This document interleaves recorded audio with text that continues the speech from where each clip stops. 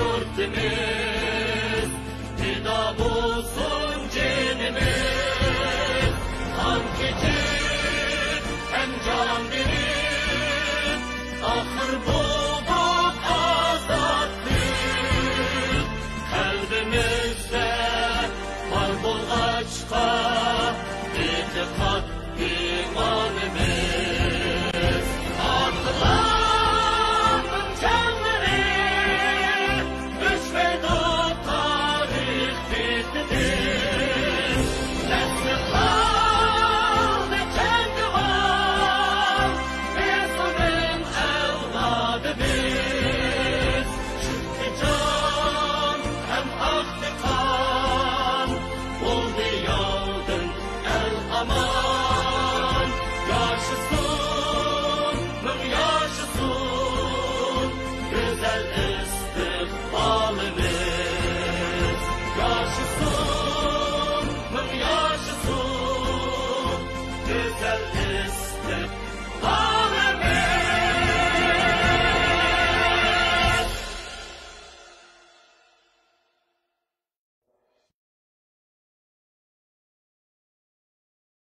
Barlıq qeyrindaşlar, həmminlarının hər cay vaxtları xeyirlik olsun.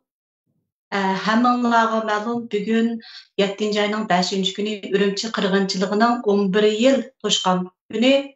Şu münasibətlə biz Cəsarət ekranında sizlər bilən münazirdə həmsəbdə bolmaqçı, əmsə ekranımızga diqqətinizlər birlikdə bolsun. Bugün ekranımızga Abdurrahimci akımız bilan Cəsarət əpəndi və mən çıxmaqçı əmsə ekranda mərhəmət. Abdurrahimci aka, siz başdan siz tanıştırıp ötüp kessiniz. Biz antikin şu suallar var, bir neçə şu suallarını sorab başlap kessek. Oldu. Assalamu alaikum. Dünyanın her qaysı joylaridagi hurmatli qarindoshlar. Bugün 7-ci ayının 5-ci günü 21-ci əsrdə Uyğur tarixida, Uyğur millətinin tarixida 21-ci əsrdə yüz bergan ən vəhşi, ən ağır, dəhşətli qırğınçılıq gününki 11 yıllığıdır. Əsləb turvatımız, qarindoshlar. 2009 yıl 7-ci ayının 5-ci günü yəni biz ondaq bir facianın yüz berdiğanlığını oylamaydık. Vətən içi və sirtidəki bütün dünyadakı Uyğurlar ondaq bir qanlı qırğınçılıqni Uyğurlarınki beşiği kildiğanlığını oylamaydık. Şundaq bir paytda Xitay bu vəhşi qanxorluqni, irqi qırğınçılıqni icra qıldı. Yəni Xitay dövləti bir tərəfdə əsgərləri bilan, hərbi qoşunları bilan Uyğur xalqının üstündən cəza yürgüzətqan bolsa, Xitay xalqımı şu bizning vətəndə doğulub çoğulğan, bizning vətəndəki tuprağında yaşayan şuanın özüdə vətənimizin suyidin, vətənimizdəki barlıq qimmətin bəhrələnib biz bilan oxşaş yaşap kelayotgan şu Xitay xalqımı qo'llarga har turli odam o'ldirilgan qurol asboblarni elib chiqib, Ürümçi ko'chalarida qirg'inchilik elib borgan shundoq bir vahshiy bir kun. Bu kunni dunyoning har qanday yashayotgan Uyg'urlar bu kunni hargiz unutmaymiz. Bugun mushu irqiy qirg'inchilik kunning 11-yillik munosabati bilan yana bu kunniki qandaq bir sharoit ostida, qandaq bir vaziyat ostida yuz berganligi to'g'risida Jasorat munbirida ozroq suhbatlashmoqchi. Hurmatli qarindoshlar, rahmat. Men hozir pek hayajonlanib qoldim. Yaxshi tushundirish berdingiz. Jasorat apandi, siz bir ozroq tushuntirish bersangiz, andan keyin men savollarga o'tib ketay. Assalomu alaykum hurmatli qarindoshlar. Jasorat munbiriga xush keldinglar.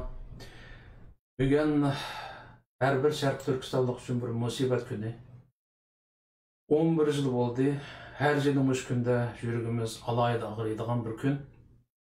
Cümleden bugün bu qeyrindaşlarımızın her dövlətlerde her xil fəaliyyətlər bilan bugünkü bir qətliam gününü xatırlayatqanlığını gördük. Biz bu münasibət bilan qeyrindaşlarımız bilan ekran yüzüdə bir fikirləşiş məqsədi, yəni ekranını açdıq. Dərdimizni ortaqlaşaylı, həm oylağanlarımızın ortaqlaşaylı. Aşu tarixdə unutulmaz qırğınçılıq gününü bizlə əməz, əvladlarımızға düşəndürəyli. Olamı məngü unutmusun və bəzi qeyrindaşlarımız ictimai taratqularda yazıb atqandək, bunun intiqamını elişini unutub qalmaylı. Mənim də hazır sayılan düşünçilik. Rəhmət sizə. Onda Osman suallarga o'tib ketay. Muşu 5 iyul qirg'inchiligini keltirib chiqargan asosli sabablar nima? Shuni bir aytib o'tgan bo'lsanglar hamsi. O 5 iyul qirg'inchiligini kelib chiqish sababini, ya'ni konkret sababini o'tirib qo'ygan chog'da shu 26 iyun Şavganda şiyadaligi azam emgek kuchi deb majburiy elib ketgan Uyg'ur yoshlarining o'zini qonliq qirg'in qilgan, ya'ni Xitoylar shu Uyg'ur bolalar ishlayotgan zavodlarga kirib o'ldirib, ularni shunchalik vahshiylarcha o'ldirganlikniki haq tilab qilib, ya'ni shu qotillarni tutib jazolab bersin, qotillardan bu o'ldirilgan qarindoshlarimizniki izdak so'rog'ini qilib bersin deb Urumchida 7-5 kunisi asosan o'quvchilar, universitet o'quvchilari namoyish qilgan bo'ldi, ko'chaga chiqib shuni talab qilib. Buniki yana nurg'un sabablari bor. Yana konkret bo'lmagan sabablari. Yani o ülke Xitayning maxsus Xitoy davlatining planı, yani yoshirin planı ve stratejisiyle mağdur bizni qirg'in qilgan har qanday bir harakat, taktikalar hammasi izchil plan bilan mağdur. Biz mushu Xitoy davlatining az to'liq kengchilik qilgan siyosatidan foydalanib Uyg'ur millati iqtisodiy jihatdan, ma'rif jihatdan, her türlü fen texniki jihatida taraqqiy qilib, şu davrda xeyli undan ko'ziga cheliqqan, xalqaro savdo iqtisod ishlaridan shug'ullanayotgan, mushundaq bir gullanayotgan bir paytga to'g'ri kelgan, ya'ni bunday aytgan chog'da. Ammo Xitoy buna qat'iy yo'l qo'ymaydi. Xitoy davlati Uyg'urlarning bundaq tushunib ketishiga, taraqqiy qilishiga, ilm ma'rifatda voyaga yetishiga, bundaq ziyolilarninki ko'plab yetishib chiqishiga Xitoy buna qat'iy yo'l qo'ymaydi. Aman bir gün zərbi berdi. Onunla bir sebep lazım bulundu.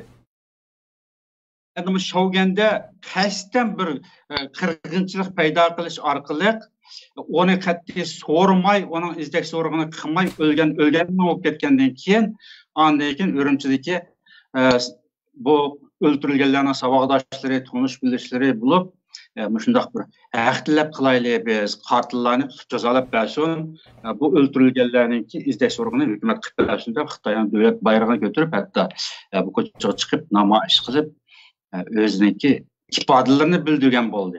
Yani mo'shuni o'zini chiroyliqcha so'rab, Xitoy hukumati mo'shuni vakil chiqarib gaplashib namoyishninki vakillari bilan söhbətlə hal qilinadigan bo'lsa, unda qirg'inchilik kelib chiqmaydi aslida. Lekin Xitoy uni sukut qildi, namoyishchilarning orasiga urib chaqirgan lükchaklarni kirgizib, qasddan, ya'ni xalq siyosatida saqchilarni kirgizib, ular boshlamchilik qilib urib chiqish harakati o'tgandan keyin, undan keyin bu qonunli qirg'in qiladigan, markaziy qon to'kadigan harakatni Xitoy ijro qildi. Buniki sebebi abstrakt sebebini alsak, biz aşağıda Uygur milleti bulup yaşayotganligimizning o'zi, şu vatanga ega bo'lib yaşayotganligimizning o'zi aslida her zaman qirg'inchilik qilishninki sababi aslida. Lekin amaliyotda bir konkret, yani bütün dünya ko'radigan, Uygur xalqini ko'radigan, har qanday alamni ko'z oldida Uyg'urlar ma ishni qildi deydigan bir konkret bir sabab bo'lishi kerak. Shu sababni barliq keltirib, ondan keyin shuningga bana qilib turib Xitoy bu qirg'inchilikni ijro qildi. Men hozircha mushtik to'xtab turay bu temada. Rahmat. Rahmat sizga. Menimcha endi bu Urumchi qirg'inchiligining bevosita kelib chiqish sababi boya degandek Shogun voqeasi bo'lsa, bir qatimliq voqeaga bevosita sabab bo'lgan shu Shogundagi qirg'inchilik bo'ldi. Ammo amaliyotda bu qirg'inchilik zaten yuz beradi. Uning oldidami boshqa qirg'inchiliklar bo'lgan, masalan, vatanda Barin inqilobida bir qirg'inchilik bo'lgan. Undan keyin G'ulji qatlamidimi nurg'un qarindoshlarimiz qirilib ketgan. Mushunga o'xshash qirg'inchiliklar bizning vatanda to'xtab boqmagan. Hamda Xitoylar mushundoq har 10 yilda bir qirg'inchilik qiladi deb bizning xalqimiz bir yakun chiqargan. Demis mushundoq bo'lib qolayotgan. Shu kommunist Xitoylar bostirib kirgandan tortib Wang Jun degan Xitoy keng ko'lamli millionlab Uyg'urni qirgan shu davrdan tortiblar Uyg'urlarda Xitoyning mustamlikasiga, ya'ni vatanimizni besib qarshi ko'rishi to'xtamag'ash, Xitoylar qirishni to'xtatmagan. Bizning xalqimiz namoyish qilmagan, qo'zg'olon qilmagan davrdami asta-asta turmalarga akirib qirib mengayotgandi. Endi bu Urumchi qirg'inchiliginiki o kadar cho'ng ta'sir bo'lishiga sabablarning birisi, u yerda o'lgan odamlarning soni, masalan, Barin inqilobida o'lganlarning sonidan ko'p bo'lishi notayin va yoki G'ulji qirg'inchiligida o'lgan qarindoshlarning sonidan ko'p bo'lishi notayin, ammo bir futur davriga to'g'ri kelgan. Ya'ni shu ijtimoiy aloqalar jiq taraqqiy qilgan, hamma odamning qo'lida telefon, kamera va shunday bir davrga to'g'ri kelgachga, masalan, Urumchi qirg'inchilik jarayonida az bo'lmagan ashadagi video suratlar tarqab ketdi dunyoga. Masalan, deylik, shu qirg'inchilik bo'lgan kuni biz internet ko'rdikki, ya'ni birsi Urumchida bir egiz binoda nimani tortibdi, faqatla ko'chadagi qirg'inchilik ko'rinishi yo'q, ammo bir derizning sirtida kamerani to'g'rilab turibdi. Tang etlayotgan o'qning ovozida. To'xtimi deylik o'qning ovozi. Mush o'qning ovozida endi nim bo'lganligini bildik, gerçi o'z ko'zim bilan naq maydonda qiriyotgan ahvolni ko'rmagan bo'lsakmi, Xitoyning qonliq bostirayotganligini shu yerda o'rgandik masalan. Onundan boshqa ba'zi Uyg'urlarniki derizlardan balkonlarga chiqib, tortib "Yasha Uyg'urim" deb turib, tatgan videolari tarqab ketdi dunyoga. Shunglashqa bu zamonaviy fan texnikaning turtkisi bo'ldi deb esak bo'ladi. Ya'ni Urumchi qirg'inchiligining shu qadar ta'siri bo'lishida. O'lganlarning soni bizning endi Uyg'urlarning statistikasida 10 mingdan oshadi deydi. Chunki o kuni men Urumchilikka uzun keyin aloqa qilib bo'lgan chog'da vatanlik qarindoshlarimiz bilan aloqa qilgandimi, shu Malvazir taraflar, ma'o Shehidzorlik taraflarda Xitoylar askar chiqarib ko'yganlar Uyg'urni o'tirib manganki. Onun ustiga G'arbning medialaridami shu Urumchi Do'nko'rikdagi bozorda o'q tekkan aynaklarning suratlari degandek amalan ko'rgandik. Demakki, mushu bir ishninki dunyoda ta'sir qo'zg'ashida medianing roli bak cho'ngchu. Ya'ni Xitoy bir ishni qilishda avval qamollab turib, atrofni chivin uchib chiqamaydigan holatni shakllantirib turib qirdi emasmi tarixdan bu yana. Burungi zamonlarda bu qadar hammadan qo'lda telefon, kamera bo'lmag'achqa o qadar jiq uchurlar chet elga chiqolmagan, yetib kelolmaganda, ammo bu qatim shu medianiki fan texnikaning turtkisida nurg'un uchurlar chiqib ketdi. Shuning uchun Xitoylar masalan shu oqshimisi 5-iyul, 6-iyul kunlari qirib bo'lgandan keyin hamma Uyg'urlarning uylariga kirib, kimning qo'lida kamera bo'lsa, telefon bo'lsa, hammani yig'ib oldi. Hatto shu kamera, telefonlarga soladigan SD kartlardan tortib, hammani yig'ib oldi. Xotirlab berib, ashnada kim tatgan bo'lsa, shularni supurib akirib ketdi. Shu sababdan bu voqea nihoyatda to'nishliq bo'ldi.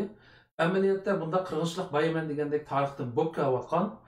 Endi hozirgi davrlarda bu Xitoylar Uyg'urlarni mushta qirib olsak, balkim bu xalqning xo'rigini bosimiz asosda ayvashga keladi. Qo'zg'olon qilmaydigan, qarshilik qilmaydigan bo'ladi deb ham xiyol ayilgan bo'lishi mumkin. Uyg'urlarning irodasiga bergan bahosi degandek yuqori emas bo'lishi mumkin. Shunga bu qatim qirg'inchilikda biza qattiqroq vahshiylik qildi-da, burunqilar qilgan texnik vahshiylik qilgan bo'lishi mumkin. Onundan keyin zaten başlanıp ketdi bu kam ko'lamli qirg'inchiliklar.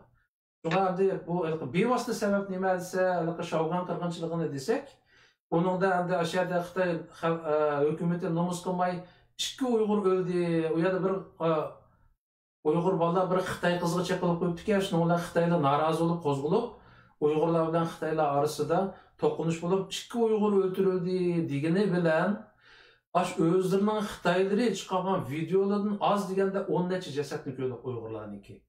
Bir Xitoy faxrlanib turib, men o'zimda 7 Uyg'urni o'tdim deb yozdi internetda. Mushunda hakikaten bu yoqdiki bizning aşağıda to'rbatlarim bordi, Uyg'urlar keyin hammani aytibdi ku to'rbatlarni. Mening esimda qolishicha diyorim to'rbati, ya'ni bir nechta to'rbatlar bordi. Aş to'rbatlardagilar shu Shogundagi shu ishlamchi Deki bağın qulluqqa işligida bağın qeyimdaşlarımızla ala qilganda aşlarning ağzından ağın ma'lumoti eng azda 100dan ortiq Uyg'ur o'lgan degan gapni olganda, aşada olgandan keyin ba'zilar uni yozgan shu Uyg'ur torbatlariga. Shuninglar ularni jinoyatchi hisoblanib, hammani supurib akirib ketdi. Dilshod deb bir bola bordi, diyorimni boshqarayotgan. Yomon ehtiyojchan bola edi, men bevosita aloqam bordi, bola bilan paranglashibdik. Her bir gap qilsak, bu gapning eshikatga diqqat qilmasak bo'lmaydi deb pek ehtiyotchan bola edi. Ochnim akirib so'layapti, 5 yilmi, 7 yilmi aytavur. Demakki, bevosita sababi qisqa aytsak shu Shogun voqeasi, ammo buning tüp negizlik sababi Xitoyniki bizning maqsadlik Uyg'urni qilish millatlarni yiltizdan qirqib yo'qotish bir rezil planlarniki bir qismi desek de bo'ladi xolos. Mening gapim tugadi.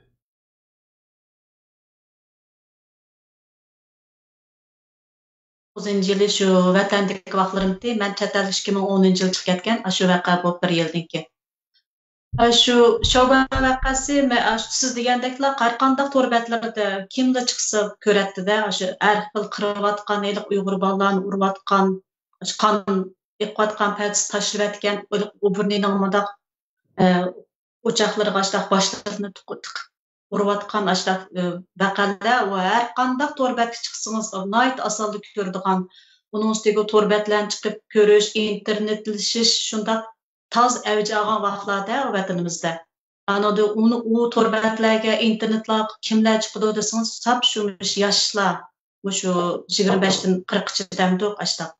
Yosh bolalar o'qiyotgan, bilimliklar, ular chiqib ko'rgandan keyin u to'xtab bu bir haftadan eshib ketdi undaq vaqalarning kayni-kaynidan hamma to'rbati chiqib, hamma odamning og'izlarida chiqib, siz degandek Xitoylarniki voy Uyg'urni manchini o'ttiryapti, mundaq qildik, undaq qildik degan gaplari tan kelayotgandan keyin bu hukumat nima uchun buningga bir ifoda bildirmaydi, bu vaqa nima uchun kelib chiqdi, bu qandoq bo'ldi, oxiri hech qanday ifoda bildirmay bu to'rbatlarda mushtaq chiqyapsa biz o'tiramdik, biz Uyg'urlar gap qilmadik deb o'zaro shu norozilik shu bir ish kapti burunlar boshlanib ketdi Uyg'urlarda. Keyin tuyuqsizlar kim o'rlashtirgan, hukumat o'rlashtirganmi yoki birsi xuddi maqsadli biz o'rlashtirib qo'yib qo'ygandeklar 7 oyning 5-kuni shu cho'ng maydonda, xalq maydonining oldida tinchlik namoyishi bor, shunga chiqamiz deb Uyg'urcha chaqiriqlar olgandan keyin nurg'un odamlar bu qonunlik deb yozdi emasmi, u namoyish chaqiriqini uning ustiga.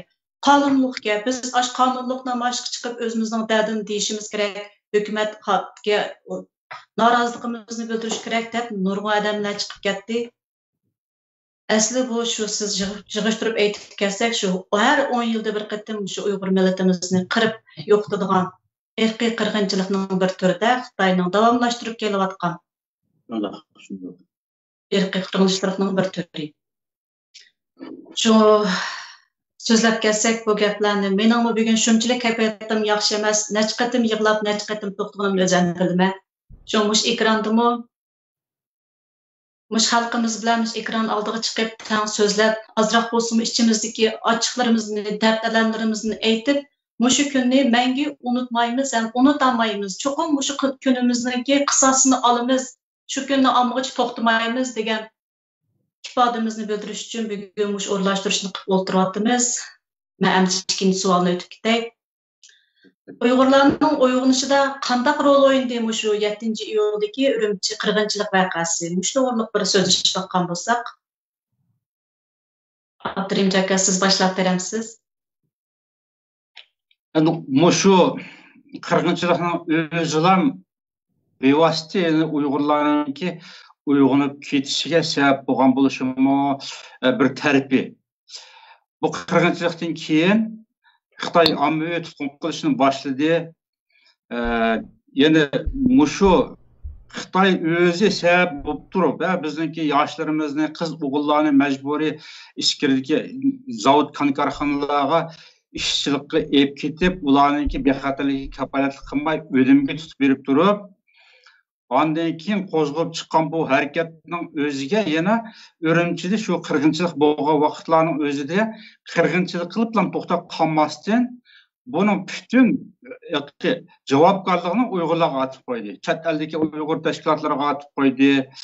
Dunyo Uyg'ur qurultiyiga shu vaqtda Rabiya Qodir xonim raisdi, Rabiya Qodir xonimga atib qo'ydi. Ondan keyin vatan ichidagi mashhur mo'tabar ziyolilarga, diniy zotlarga atib qo'ydi. İxtisaslik va iqtisodlik mulk egalariga atib qo'ydi. Mushular milliy bilginchilikni quturtib, yoshlarning o'zini mushundaq ko'chaga chiqib buzib chiqishga, terrorlik harakat qilishga kuch ko'tgan va uyushtirgan tashabbus qilgan deb Uyg'urlarga atib qo'ydi asosli. Hatto Amerikadagi erkinsizlik efendimiga atib qo'ydi. Uni davlatdan bevosita nima jihatdan rasmiyatli jihatda atib qo'ymagan bo'lsa-mu, Xitoyning donliq professorlari maqola yozib, buni erkinsizlik chet elda turib kuch ko'tgan deb hatto shunchalik tinchlikparvar bir odamning o'zigimi shu vaqtning o'zida erkinsizlik efendi vatanga kirib chiqib, universitetlarda leksiya so'zlab turayotgan bir odam. Va shu odamga atib qo'yib vatanga bormaydigan qilib qo'ydi. Shunda qilib vatan ichi sirtida ko'ziga chiliqqidaklam Uyg'urlar bo'lsa, shuningga javobgarligini atib qo'ydi Xitoylar. Atib qo'yish umumyuzlik cheklash ilib bordi. O yoki so'lg'an, qolmagan odamlardan sirt mahallada Uyg'urlarni nazorat ostiga to'plab, ondan keyin chet eldan bo'lgan butun aloqa to'rini uzib, hech qanday telefonga qilolmaydigan, shunda qilyotgan nurg'unlagan to'rbatnik egallarini turmaga solab, kömegeni ko'rsatyapti. Shuning bilan ondan keyin Uyg'urlar shu vaqtdagi bir Xitoyga bo'lgan nafratlari qo'zg'alib, ondan keyin uning ilgisida Uyg'ur Xitoy masalasimi, voy bo'ldilar, Xitoylar yashab olsin, hukumatga kamchilik qiladi. Bizmi o'zimiz yashay olsak, unda yashayotganmiz-ku deydigan bir tunishga kelib ketgan Uyg'urlarning ko'pinchisi asosan. Endi mushu qonli qirg'inchilik qilib turib, buningki javobgarligini Uyg'urlarning ustiga atib qo'ygan bo'lganiki, ondan keyin vujuddan vujudga erkin bir faoliyat qiladigan yoki urug' tuqqanlarni ko'rib keladigan ishlarni cheklab, butunlay javobgar, ya'ni jinoyatchining o'rnida muomala qilgandan keyin shuning bilan Uyg'urlarning o'ziga buni ig'ir keldi. Ig'ir kelib, ondan keyin Xitoylarni yana o'ldirganni yoqasini o'zi ham o'ldirib, javobgarlikni bizga atib qo'yamsa deydigan bir xil uyg'unish, silkinish paydo bo'ldi deb men shunday qarayman. Rahmat.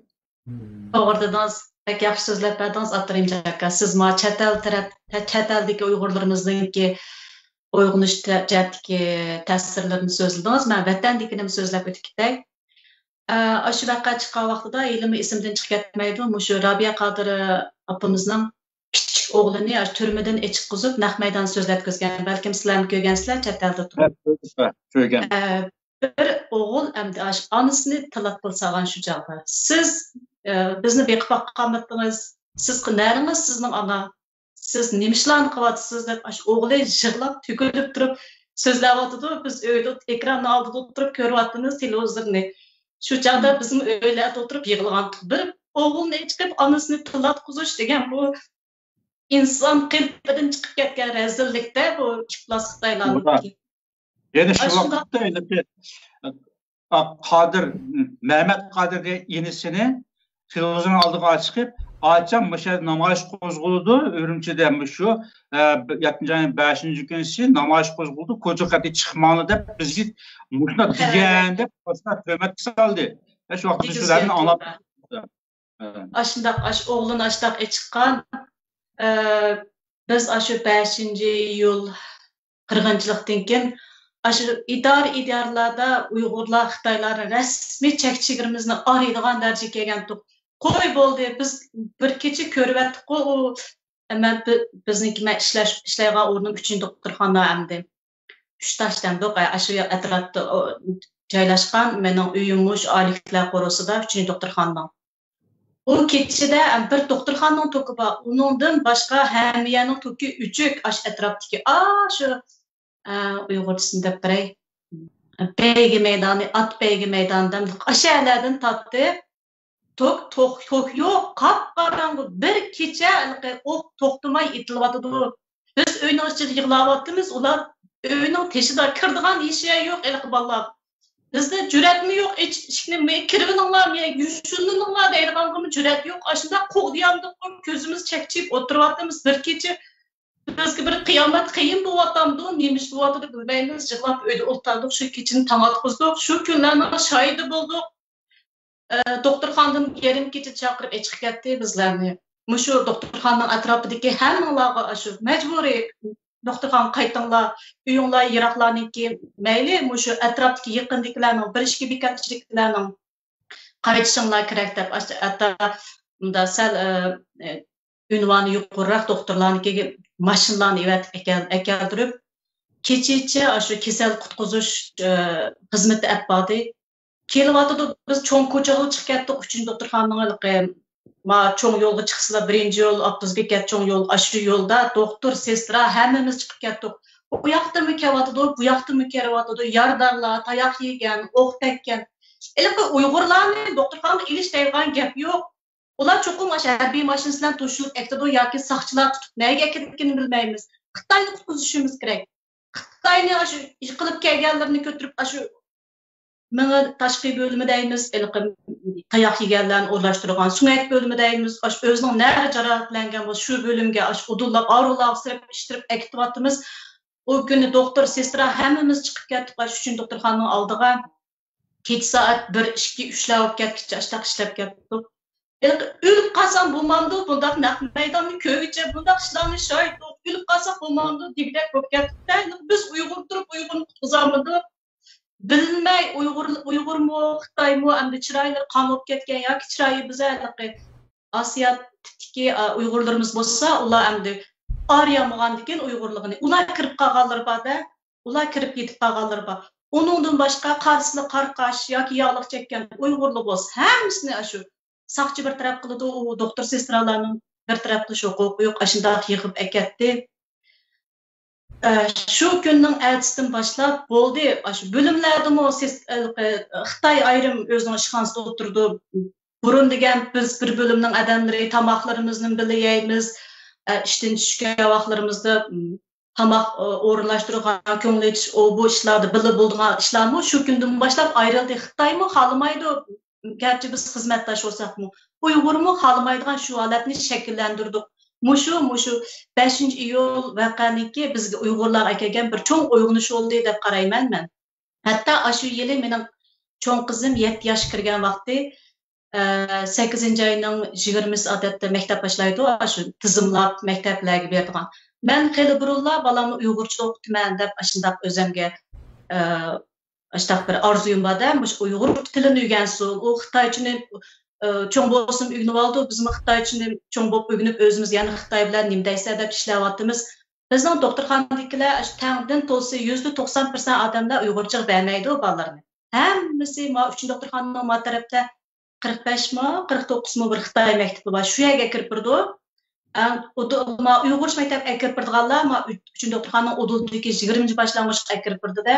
Men qizimni shu maktabga berman deb allaqachon 1 yil burun tayyorlik qilgandim. Shu 5-iyul vaqasidan keyin eliqi Uyg'urcha maktabga tizimga oldirganlarning odamning jihlig'i 1-yilliklar burunqi saboqlarda 3 sinf, 2 sinf qoldi ona til sinflari. Bo'lmasa hammasi Xitoylar bilan qo'sh tillik deb aralashtirib o'qitilgan, yarim Xitoy, yarim Uyg'ur qo'sh tillik sinflar o'qitgan. U qo'sh tillikqa Xitoy kirmabdi. Bütün Uyg'ur bolalar kirib 8 sinf to'shib, yana sinf bo'lsa bekalayimiz o'rindiq yo'q, ustal yo'q. Bir sinfga hatto 70 dan bolalar kirib ketgan gap, 70 dan. Hatto Xitoycha berib qo'ygan ota-onalarni bolalarni apramidi qo'yib, u Xitoy maktabga bosib 3-2 Uyg'ur bolalar u yer qanday kirib o'qalaydi.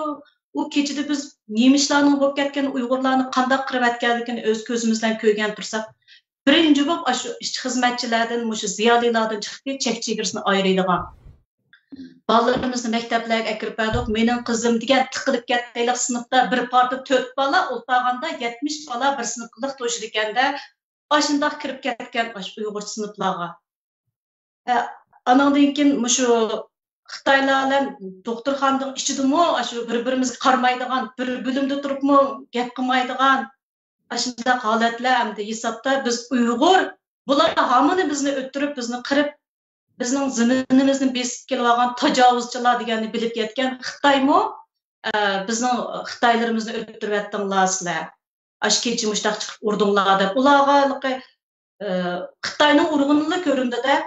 Ular o'zining gapini rost qildi, o'zini bizni urib o'tadinglar deydi, taqmaligisdan o'g'ri kuchlik deb. Shu vaqtlarda haqiqatan shu Uyg'urlikning uyg'onishi shundoq avjab ketgan bizning Urumchilarda. Buldam Jasorat Apandi siz so'zlab bersangiz. Bu uyg'onish qanday bo'ldi deganda, ilgirki qirg'inchiliklarga qaraganda bu qatimqi uyg'onish bakroq bo'ldi. Nima deganda, bu Urumchi qirg'inchiligidan keyin Xitoy Uyg'urlar bilan Xitoylar orasiga Berlin temi qo'padi. Qanday bo'ldi deganda, xalqimiz orasida yana qandaqlar bo'lmasin, bir hukumat bir odillik bor. Armiya deganda odillik bor. Saqchi deganda odillik bor. Har qancha Xitoy millatchilik tutib ketsa-mu, hukumat tarafdagilar bir odil ish qiladi deb o'ylaydiganlar boti, oz emasdi. Ammo oshqatimqi qirg'inchilikda masalan bir to'p Xitoy bir Uyg'urni, ikki Uyg'urni qo'g'lab, oqini o'ttiramiz deb kelganda, bu ikki Uyg'ur harbiy rayonning oldida turgan Jepanjunning oldiga Xitoy askarining oldiga kelib, Jepanjun shu juvo desa, tushunmadi deb Xitoy kaltakchilarga tutib bergan ahvollarni ko'rib, ular o'lib ketdimi, yaralandimi, aytavur, shu hikoyalarni biz anglaganda, ya'ni qanday bo'lsa, xalq ozodlik armiyasi, bular xalqning armiyasi, bizni qo'g'daydi degan orzu umid bilan men qutuldigan yer qechib keldim deb kelsa, Xitoy askarlari u Xitoylarga tutib bergan Uyg'urlarni qo'g'lab kelgan ahvollar bor. Onundan boshqa saqchilarmi shu Uyg'urga o'q chiqarib Xitoyni qo'g'digan, hatto bir suratda bor. U surat hozircha esimdan chiqmaydi. Bir Xitoy bir pilotni tutib turganda, bir Uyg'urning uyiga qarab. Pilotni qarab turgan uyiga. Xitoylar bir to'p Xitoy mayada kaltak to'qmoq bilan shu Uyg'urning uyiga tashiyotganda, hujum qilayotgan. Başta bir surat bor. Bu suratdan ko'rinishi bo'ladiki, Xitoy armiyasi Xitoy Uyg'urni o'timiz deb chiqqan Xitoylarga hamkorlashib, Uyg'urlarni o'ttirishga qatnashganda, ya'ni. Ondan boshqami bir Xitoyniki yo'g'on bir armiyasiniki bir mashinasida, yuk mashinasida bir Xitoy askarining Xitoylarga yo'g'on kaltak taqtayotganligini suratlari bor hatto. Demakki, bu suratlarni vatan ishchi sirtidagi Uyg'urlarimiz hamiz ko'rdi. Mushuningdan ko'rib oldiki, Xitoy baribir Xitoyga armiyasi bo'lsin, saqchisi bo'lsin, hukumati bo'lsin, amaldori bo'lsin, hammasi Xitoyga. Xitoy Uyg'ur to'qinish kelganda, bulardan umid kutishning o'zi saranliqga degan hukmga keldi xalqimiz. Shuni bilan nima bo'ldi deganda, Urumchida shahar ikkiga bo'linishga boshladi. Uyg'urlar janubiy qo'uqniki janub shimol tarafiga ko'chdi, janub tarafiga. Xitoylar, u yoqdagi Xitoylar hammasi uyini setib, satamag'ini tashlab, shimol tarafiga qochdi, ko'chdi. Shunga Urumchida rasmiy Berlin temi qo'pirildi-da hisobda. Uyg'urlar Urumchining janub tarafi Uyg'urlar, shimol tarafi Xitoylar ashta nima qildi. Xitoy var rayonga Uyg'ur o'tmaydigan, Uyg'ur var rayonga Xitoy o'tmaydigan, shunda hali shakllandi. Demakki, bu yerda ikki irq nayt ro'shan ayrildi degan gap. Muşunun özü mu? Oygansın, oygan musun? Mana men depleri tamını göstüp toğandan keyin Uygur Xitoy zaten işki düşmanken xonqonki mümkün emasken bular bilan birga yashash mümkün emasken deganda Xitoylar o'zlarining amaliyati bilan bizning xalqimizga isbotlab berdi. Onundan başqa endi Xitoydan abay degandek azroq umid kutyotdi degan Uyg'urlar bordi, mush ishdan keyin qat'iy umidni uzdi. Ammo shu ishda bir rasm faqat esimda ketmaydi. Mana mavi resimde qarasanglar bir kichik bola bir daraxtning cho'qqisiga chiqyapti, qechib yig'layotdi. Onun ostida bir to'p Xitoy qo'lida qilich, kaltak to'qmoq. Anandan keyin bu arada bu kichik bolaga matlab dastlab birinchi suratga qarab bir kichik qiz bola o'xshaydi debdiman. Ikkinchi suratda mana qarasanglar bir Xitoy qo'lida qilich yamishib chiqdi daraxtga. Bolaga 20 santimetr qoldi-da, ashta surat tortilibdi. Onun ostida qarasanglar Xitoydan sanab bakinglar. Eng az necha yuz Xitoy bor. Mush bola saq qolganmidi sizlarcha? Mümkün emas. Mümkün emas. Bu undaq o'tirayotganlar nurg'un ko'p. Bu bola kichik bola ekan. Buni qo'liga pichoq berib, miltiq basimi birsini o'tira olmaydigan bir kichik bola. Sabiy bola. Buningda nima gunoh? Mushuningdan bu ko'rib olishga bo'ladiki, bizda ba'zi g'ayri ahmoqlar bor. Bizni qirayotgan, bizga askarlik qilayotgan Xitoy hukumati, Xitoy armiyasi, Xitoy soqchisi deydigan daltillarga beriladigan javob mushu suratda, mushu o'ltirilgan mushu kichik bolaga qarab, pastki Xitoylar qaysi armiya, qaysi askar, qaysi soqchi, hammasi normal Xitoy fuqarolari. Shu kichik bolani o'tiryapti. Mümkün emas, saqqamidi u bola. Balkim 80 yerdan pichoq tiqib o'tirayotgan bo'lishi mumkin, chanayotgan bo'lishi mumkin-da. Demek ki bu yerda u Xitoy armiyasi, Xitoy hukumati emas, asli qotil Xitoyning o'zi.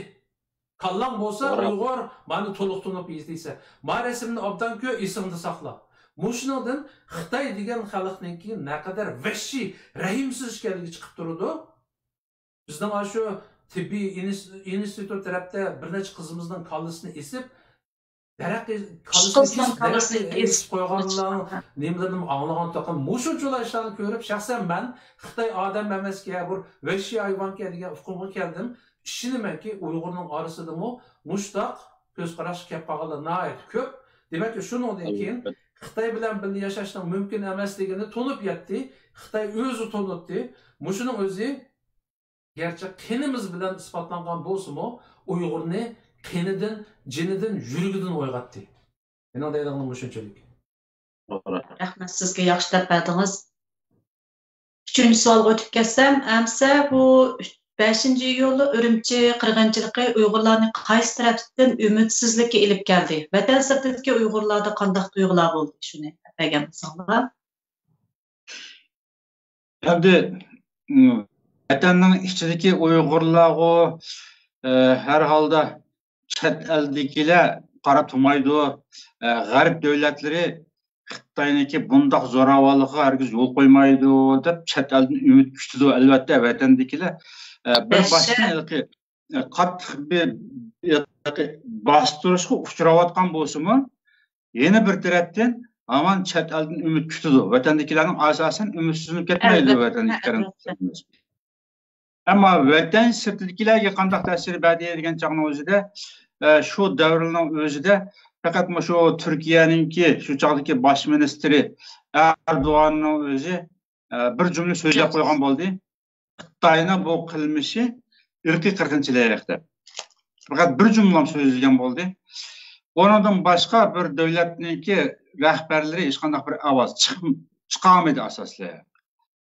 Ondan keyin chet eldagi axborotlarning o'zi dastlabida Uyg'urlarni Xitoylar shundoq zo'ravonlik bilan qirg'in qildi deb dastlabida bir oz axborot bergan bo'lsa-mu, keyin yana ishkaptiga qolmaylar Xitoy taraflarininki axboroti yangrab ketib chet elda yana Uyg'urlarni javobgar tutib, Uyg'urlarning o'zininki qilgan askiliklari, terrorlik harakatlari bunga sabab bo'lgan deb, yilqi 200 qanchadana Xitoyni o'ltirayotgan deb bütün şu Uyg'urlarninki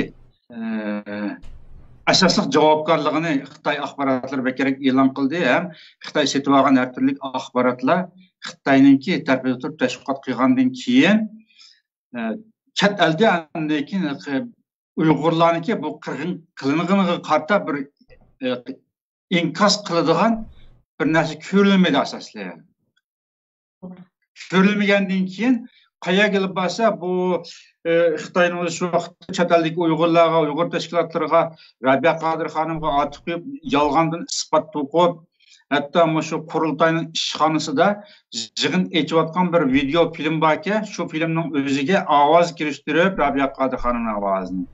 Bütün dünyadaki Uyg'urlar bu shovganninki, nima, vatandagi Uyg'urlar, vatanning bütün shaharlardagi juft Uyg'urlar shovganda qirg'in qilingan bu qarindoshlarning qisosini olish uchun namoyish qilib Xitoyga urchoq qilib, bunda javob qaytarish kerak deb chaqiriq qildi deydigan bir filmni to'qib chiqib, uni tarqatdi dunyoga. Xitoy Rabiya Qodir xonim ustidan, chet eldagi Uyg'urlarning ustidan da'vogarlik o'rniga o'tib qolgandan keyin bizga nisbatan, ya'ni Uyg'urlar ziyonkashlik uchrabdi deydigan bir narsa tuvanlik darajaga tushib ketgan, tuvan seviyeге tushib qoldi. Xitoyning tashviqotlari Uyg'urlarni ayiblaydigan tashviqotlar yuqori o'ringa chiqdi. Rabiya Qodir xonim bir qancha qitim xuddi javobgarlikqa o'xshash bir nimada chiqib turib, televizorlarda chiqib turib, bizni oqlab baqdi, shu vaqtda shuncha bayonotlar e'lon qildi. Yani şu vaqtda asas Rabiya Qodir xonimning pichig'ining oldi va keyini kesayotgan bo'lg'achqa ham buni javobgarlik Rabiya Qodir xonimga otilib qolgan bo'lg'achqa bekerek ham ismini deb ketib qoldim hozir. Endi o'shunda bo'lgandan keyin chet elda biz chet ellik Uyg'urlar asosan ümidsizlik qoldi deyishga bo'ldi shu vaqtning o'zida. Bizniki dardimizni dunyo tinchimaydi ekan. Yana Xitoyning o'zi jinoyatchi turib Xitoy shundoq ustimizdan da'vo ochsa, bizni javobgar tutsa, dunyo xalqi bizning dardimizni tinchimay, yana axborotlar Xitoy tarafida turib, Xitoyninki propagandasini qilyotdi.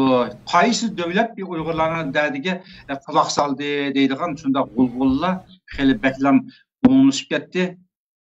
Bu ahvol bir 2 yilda davomlashdi shu vaqtning o'zida. Shu 2009-yili 8 oylardan boshlasa 2012-yillarga qadar tam shu Yaponiyada bir qatim qurultoy ochilib, u yerdagi yuzlagan axborotchilarning o'zi Uyg'urlar tarafida turib tashviqot qilgandan keyin Uyg'urlar yana qayta ruhlanishga boshlagan shu vaqtdagi umumiy vaziyatni olsak, chet eldagi havoning o'zi Uyg'urlarning ümidsizlikka tatbiq qo'ydigan bir vaziyat shakllanib ketgan. 2009-yil 8-oydan boshlasa 2012-yil 5-oygacha oralig'da 3 yilga yaqin shunday bir vaziyat, ya'ni burxtumliq hukm surib qolgan chet elda. Buning ustiga Xitoy chet eldagi aloqani butunlay uzayotgandan keyin vatan ichki sirtdagi aloqalarni.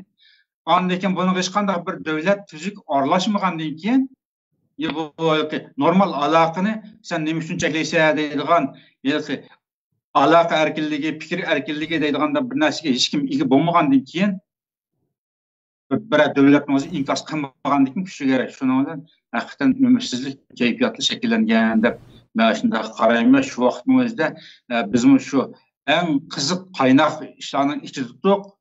Shunda bo'lg'achqa menda shuncha ta'sir qilibdiki, shu vaqtdagi xalqaro vaziyatniki Uyg'urlar tutgan pozitsiyasining pasib bo'lishidagi ta'siri mana shunday bir nima shakllanganki. Rahmat. Yaxshi so'zlab berdingiz, Abdurim aka. Men ozroq bir narsa qo'shay.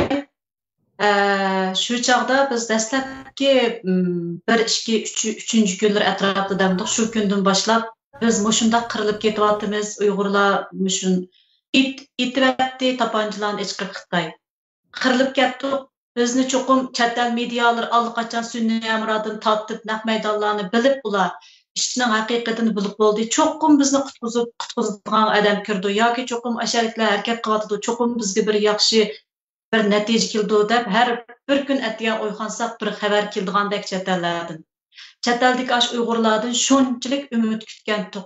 Har birimiz uchrashib qolsak doktorxonadan Uyg'urlar xabar bormi, bir ish bormi, oldinglarmi deb bir neçesi batdı, mustaq öyünki yer astı öylərdə özünü antenini ulab, televizor radiolarını mustaq remote qilishdan xəbəri var. Aşındaq er yoldaş xizmətdaşlarımız aşındaq özləri radiolarını çetib, şu radio asiyalarnikin tınşab, xəbər götürüb keldi-də bir iki adam batdı bizning doktorxanamızdan. Şunun yeniği jübrək toxsal, şu tamaq baxlarımızda sal başqalar uxtamayla onu bunu bana qılğan bop şu berib xəbər varım deb aştaq kirib şunchalik təşna bo'lib ketgan vaqtlarimizda shu vaqtlarda xuddi bizni chet ellardan kirib qutqizgandek, xuddi Amerika armiyasi kirib qutqizib chiqtirgandek, bizning shu zulmlarimizni butun dunyo ko'rib ketgandek, ashundaq bo'lgan. Shu chaqda elimdan yodimdan chiqib ketmaydi. Bir kuni shu xizmatdishimiz pek yaxshi xabar chiqdi. Shu Amerikadan Uyg'urlarga bir hujjat tushadi. Agar u hujjat tasdiqlanib qolsa, bir Uyg'urni taq qilib chekalmaydigan Xitoylar, bu bir istirxoniyadek bir narsa o'xshaydi. Endi qarindoshlarimiz shunchalik darajada tushundida bu yerdagi ahvollarni. Shu chet eldagi Uyg'urlar buningga hammasi imzo qo'yib pul to'playotdi hozir. Buningga imzo qo'yib pul yig'ib Amerikaga topshirish kerak. Andan keyin Amerika bu hujjatni qonunlashtirdi. U qonunlashib qolsa, bizning Uyg'urlarniki bir Uyg'urning hayot o'ligini surishti qiladigan ashunda huquqi ega bo'ldi degan shunchalik qo'shib ketdi. U xabarni taqatmagan yerimiz qolmadi. Shu uyga bosaq tuqqanlarimiz daftarimiz ig'izdan ig'izga hamma Uyg'urning og'ziga kirib ketdi-da. 1 ay o'tdi, 2 ay o'tdi, 3 ay o'tdi, 1 yil o'tdi. Unda voyay Amerikalardan kirib bizni qutqizish emas, uningdan ig'ir kunlarni ko'rdik. Baya yaxshi so'zida Erdo'g'an Turkiyadan irqiy qirg'inchilik deb dedi, 10 ming kishilik namoyish chiqdi degan gaplar tarqaldi. Shu azroq bilan Uyg'urlar azroq bir yengilchilik bo'lib qoldi. Shu chaqlarda g'oyib bo'lganlarni surishti qila oladigan bolalarning azdir ko'pdir, endi Urumchidagilarning, nopostliklarning bolalarning xabarini beradigan shunchalik bir yo'chiqlar ichildi, lekin cho'ng jihatdan ham shunchalik umidsizlikka, hatto biz voy bo'ldi shu chet eldagilarning dardidan mush bo'ldik-ku biz deydigan ashunday qivatdi desam ig'ir ketmaydi. Mishadazroq bir qo'shimcha qo'shib qo'y. Shu Urumchi namoyishlarga qatnashib, shunga munosabatli Vyetnamga qochib chiqqan 20 necha bolalarniki bir vaqasi var shu vaqtning o'zida.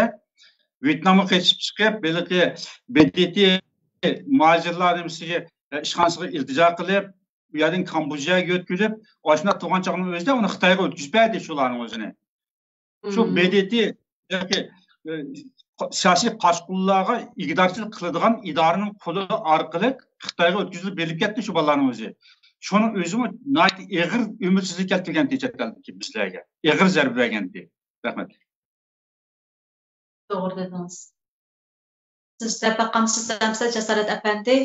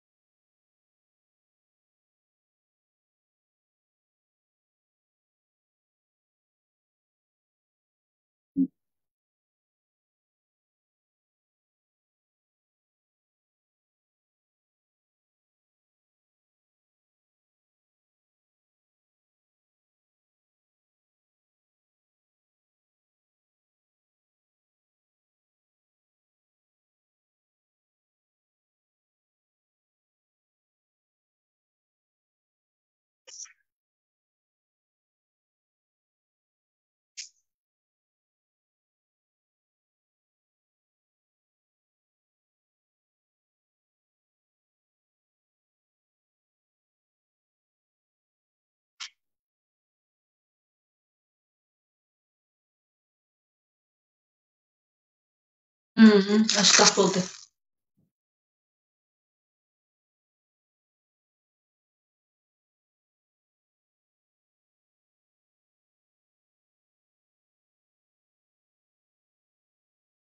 Ben mikrofonni açma sözde ketibdimi? Ovoz yo'q deb meyada bilsa. Rahmat. Ya anladınız.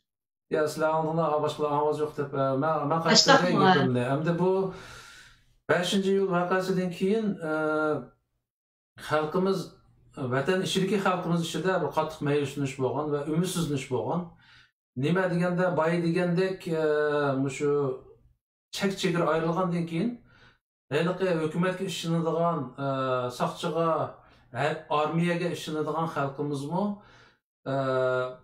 ümitni qat'iy uzganda, bizning hech nimamiz yo'q-ki, hukumatimizmi yo'q-ki, armiyamizmi yo'q-ki, bizni qo'g'daydigan hech kim yo'q-ki deb qattiq bir umidsizlikka cho'mgan.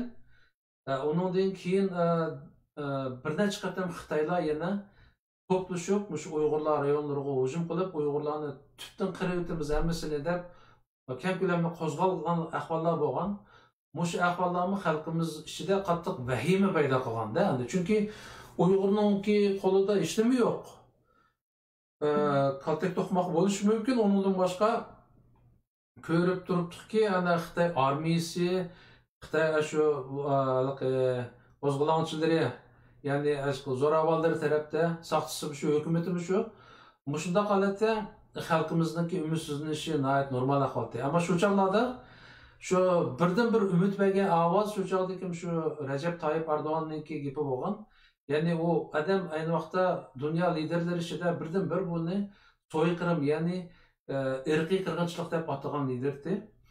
Buni Xitoy hukumati tanqidlab degan bo'lsa, Turkiyaning bunday deyish xato, bunday deyish haqqi yo'q, o'zining ishiga boqsin deb degan bo'lsa-mu, xalqimiz bundan hech bo'lmasa Turkiya bizga ega chiqibdi. Turkiyaning prezidenti biz uchun gap qilibdi deb bo'lsa, ozroq umidlangan ahvol bo'lgan. Undan boshqa xalqimizga, vatan ichidagi xalqimizga bir umid beradigan bir ish bo'lganini ko'rmagan. Undan keyin Xitoy Uyg'ur orasidagi ziddiyat keskinlashib, bu yerda adam o'tadigan ishlar uzilmay mangdi bir mezgilgacha. Ham chet eldagi Uyg'urlarning ahvoliga kelsak, chet eldagilar shu yig'lab qaqshashdan boshqa u vaqtlarda Uyg'urlarmi degandek tonilib ketmagan. Uyg'urning ovozi o kadar kuchli emasdi. Şunlaşqımım şu Recep Tayyip Erdoğan'dan başqa mesela Amerika başlıq, Avrupa, şu G'arb ellerden mi tüzük sada çıkmagan. Faqatla Ürümçide bir topalan oldu. Xitoyniki statistikasi bo'yicha şu 159 adam mı aytavur shunchalik adam o'libdi. Bularniki mutlaq ko'p qismi Xitoyga deganga o'xshash shu Xitoyniki tashviqotini aynan yetkazgan narsani ko'rdik. Uyg'urga ish og'irtib, Uyg'urga ega bo'lib, Mavo Uyg'ur degan millatning ustida monchilik adam qirib etildi, masalan, irqiy qirg'inchilik olib berilyotdi deganga, masalan, Recep Tayyip Erdoğan'ın gapini qo'llab kelgan boshqa bir g'arblik liderini biz ko'rmagan shu chog'larda. Shunlashqimi endi shu chet eldagi mayli tashkilot ayni vaqtda shu Robiya Qodir xonim boshdi. Bu Xitoylar anonsi boya Abdurimjon degandek bu ishni shu Robiya Qodir xonim boshliq shu qurultaychilar tashkillagan suiqasd qilgan deb nima qilishqa bizning shu tashkilotchilar o'zini oqlashga kirishib ketdi. Mening nima ishim bor, men qandoqsiz uni qilgan bo'laman deb oqlashga kirishib ketdi. Demakki chet eldagi bu tashkilot va diasporadagi Uyg'urlar ichidami kuchli bir ohangda e'tiroz bildirish, dunyoning diqqatini qo'zg'ash bundoq bir ishlar bo'lib boqmagan. Faqatla terrorist degan qalpoqdan o'lgida qo'qatdi o'choqlarda. O mustaqillik degan ovozlar yo'q o'choqlarda. Mumkin emas bu gapdan chiqardi. Terrorist degan qalpoqni kiyib qilishdan o'lgida qo'rqitdi. Mening esimda qilishim qurultaychilar Xitoy hukumati biz bilan suhbatlashish kerak, bir sheraga o'tirish kerak deganni tashabbus qilayotgan mazgillari u. Oshchaqlarda men oz bo'lmagan bir bilan yozgan. Shu Uyg'ur tashkilotining Amerikadagi munbirida mushular shu Xitoylar bilan bir shirada o'tirib biz bizning vatanniki istiqbolini muzokara qilamiz degan gaplarni yozganida mushu vahshiyliklarni isbot qilib turib, qaysi tilinglar bilan mushu vahshiy Xitoy bilan bir shiraga o'tiramiz da'vatsizlar deb uzun bir bilan yozib ketganman. Bir kun turdi yoki bir soat turdi, o'chirib o'tdi. Ya'ni hozir qilingdek bir ovozlarni chiqarish imkonimiz yo'qdi. Demakki chet eldagi Uyg'urlarningki umum ahvoli mushti, ya'ni tashkilotlarning ahvoli, o'zini oqlash, hatto bir qator Robiya Qodir xonim o'zim hozir dedi, kim tutqizib qo'ydi bilmayman deb bir konferensda bir tutqizib qo'ygan bir Xitoyda yuz bergan voqeaning rasmini ko'rsatib qo'yib u yerda. Ürümçide bo'lgan voqeani deb qo'yib, uni Xitoy oshkorlab qo'yib torda. Mana mushundaq yolg'onchilar bu ishni terib qo'yib, o'zi qip-qizil yog'in gapotdi deganda, u rasmning po'qini adolab bo'lolmay, yo'q, o'liqqa qilgan xatolikdan adolab bo'lolmay, o'liqqa Xitoyni ayiblash bir yoqda qolsin, o'zini aqlash ko'rishiga atlanib ketganda endi.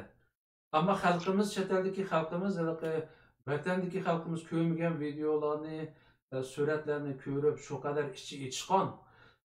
O çağda bir merkez batı endi, şu qurultay batı, Rabia Qadir xonim bosh bo'lg'achqa, ba'zi qanday chechlangu emasdi, avtonomchi, mustaqilchi deydigan ishlar yo'qdi. Hammasi shu Rabia Qadir xonimning o'zi qaraydigan davrdi. Shunga g'ayriy ovozda bizga o'xshash abayman degandek bir men yozdiganlarmi ko'p emasdi. Bu shu menga o'xshash, shu Abdulimjonga o'xshash bir nechalar batı. Qaysi tilinglar kavatuda shu nijiz Uşundan rəhimsizlər xalqımızın qırğan xalq bilan yəni Məndə bir sual payda boldu hazır. Əfəndilər, əgər xalsanlar mən şu sualını sorab baxsam, mən şu məzgildə vətənlik vaxtım. Muşu vəqələrdən ki, məsələn, Amerika prezidenti deyimiz, Amerika Aqsaray deganlərdə bir diqqət nəzri Uyğurlarga düşüdügan yoki bir abay bir hüccət çıxarğan degəndək işlər bolğan bir diqqətimiz Uyğurğa bəyən işlər bolğan xuddi hazır Trumpqa şunçilik biz iştiyaq bağlayatımız, ümid kütyatımız, arzu ümidlərimizni qoyatımız, şunun oxşaş bir vəziyyətlər şəkillənganmidi şu vaxtlarda deməkçi. Bana ben iki kız cevap istedim. Bu siz annelik vatandımız şu radyo anğanlar şundaq şu arqılıq qandoq bir hüccətniki təsdiqlanğanlığını biz onu chet eldə ondaq bir nərsəni balını oxumagan şu vaxt mən qurultayının içində şu Rabia Qadir xanımның qo'llab açdı paypətək üzgənlərdən biri ondaq bir gəp sözlər sırq təpkirib çıxıb baxmagan bu yerdə.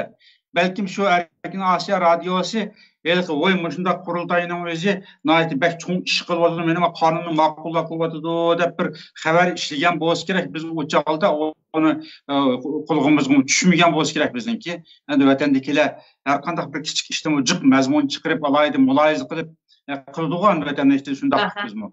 Amma bizga ondaq bir narsa yetib kelməyən da 2018-ci il Salih Xudayar namoyish qilib yurib şu aşkarlap 2009 yılı başında bir kanun makullamak için bu kanun yapıp gitti degenden keyin oturup çıktı chet elde. Bu açıqını özüzde biz ondan haberimiz yok diye biz anlap bakmagan da gapning bağlı bolganligini. Bu Salih Xudayar aşı hüccət bakent to'xtab isbotlab chiqqanda shu chaqda mening kalamga aslidagi aşı kundagi gaplar yodim kelib, bizning aş radio tinishganlar asli Muşu gaplarni çalıp çıkıp belki maç radyodan algan yoki onun bunundan anlab muşundaq o'tirg'i chiqib deganda degan yakkunga ega bo'lgan menmi. Bu anaqa qonunning ishi balki shu 2009dagi Ürümçi qirg'inchiligidan keyin o'tirg'i chiqqan bo'lishi mumkin. 9 yil beslab qilingan degan gap chiqdi-ku, Salihcha deganda 9 yil burun beslab qolibdi degandiki shu 2018-19'lar chiqqan gap bo'lgandiki shu Ürümçi qirg'inchiligidan keyin Amerika hukumati mo Uyg'urlarning vaziyatini haqiqiy ig'ir ishganligini to'nib ketgandan keyin shuningga tutish qilgan bo'lishi mumkin. Bu arada bizning Uyg'urlar sabab bo'ldimi? Berib mushtabi qonun chiqarsalar deb yo'lini mangdimi? Va yoki bu qatimi Marco Rubio o'zi yozib chiqqanga o'xshash, shu parlament a'zolaridan bir necha bir xonimning ismi bor, qo'l tutib yozgan. Shular o'zligidan tashabbus qilib qilgan ishmi? Bu vaqtda bir sirlar eshilg'ini yo'q.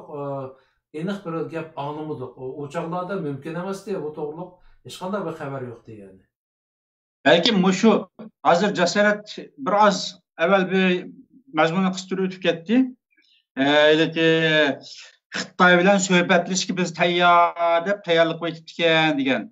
Belki şu vaqtda Amerika hukumati Xitoyni jazolaydigan biz shunday bir qonun ma'qullaymiz degan gap tamshilib tayyorlik qilgan bo'layotgan chig'ida bularning o'zi Xitoy bilan Amerikaning ishi yomonlashib ketmasin, biz o'zimiz gaplashib Xitoy bilan chiroylicha yarashib olamiz deb balkim shu qonunni to'sib qo'ygan bo'lishi mumkin shu vaqtda.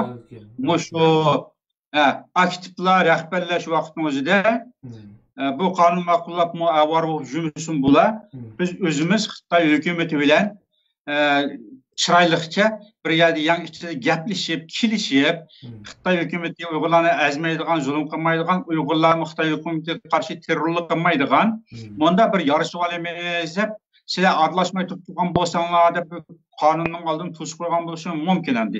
Har ehtimol asta-asta chiqyotdi u oshkorlanib. Shu Urumchi vaqasidan keyin shu Uyg'urlarda shundaq Uyg'urlar o'zaro bir-biriga yordam qildigan, men Uyg'ur ekanman, mening millatim shundaq xorlandi. Bularning hukumati bo'lsin, mayli xalqi bo'lsin, hammasi o'xshash iblis Xitoy bular. Plus deb shu biz ittifoqlashadigan Uyg'ur kim, Xitoy kim, chek-chegaramizni oriydigan shundaq holatga keldik, lekin kunlar o'tgan sari biz shundaq umidsizlanib turgan.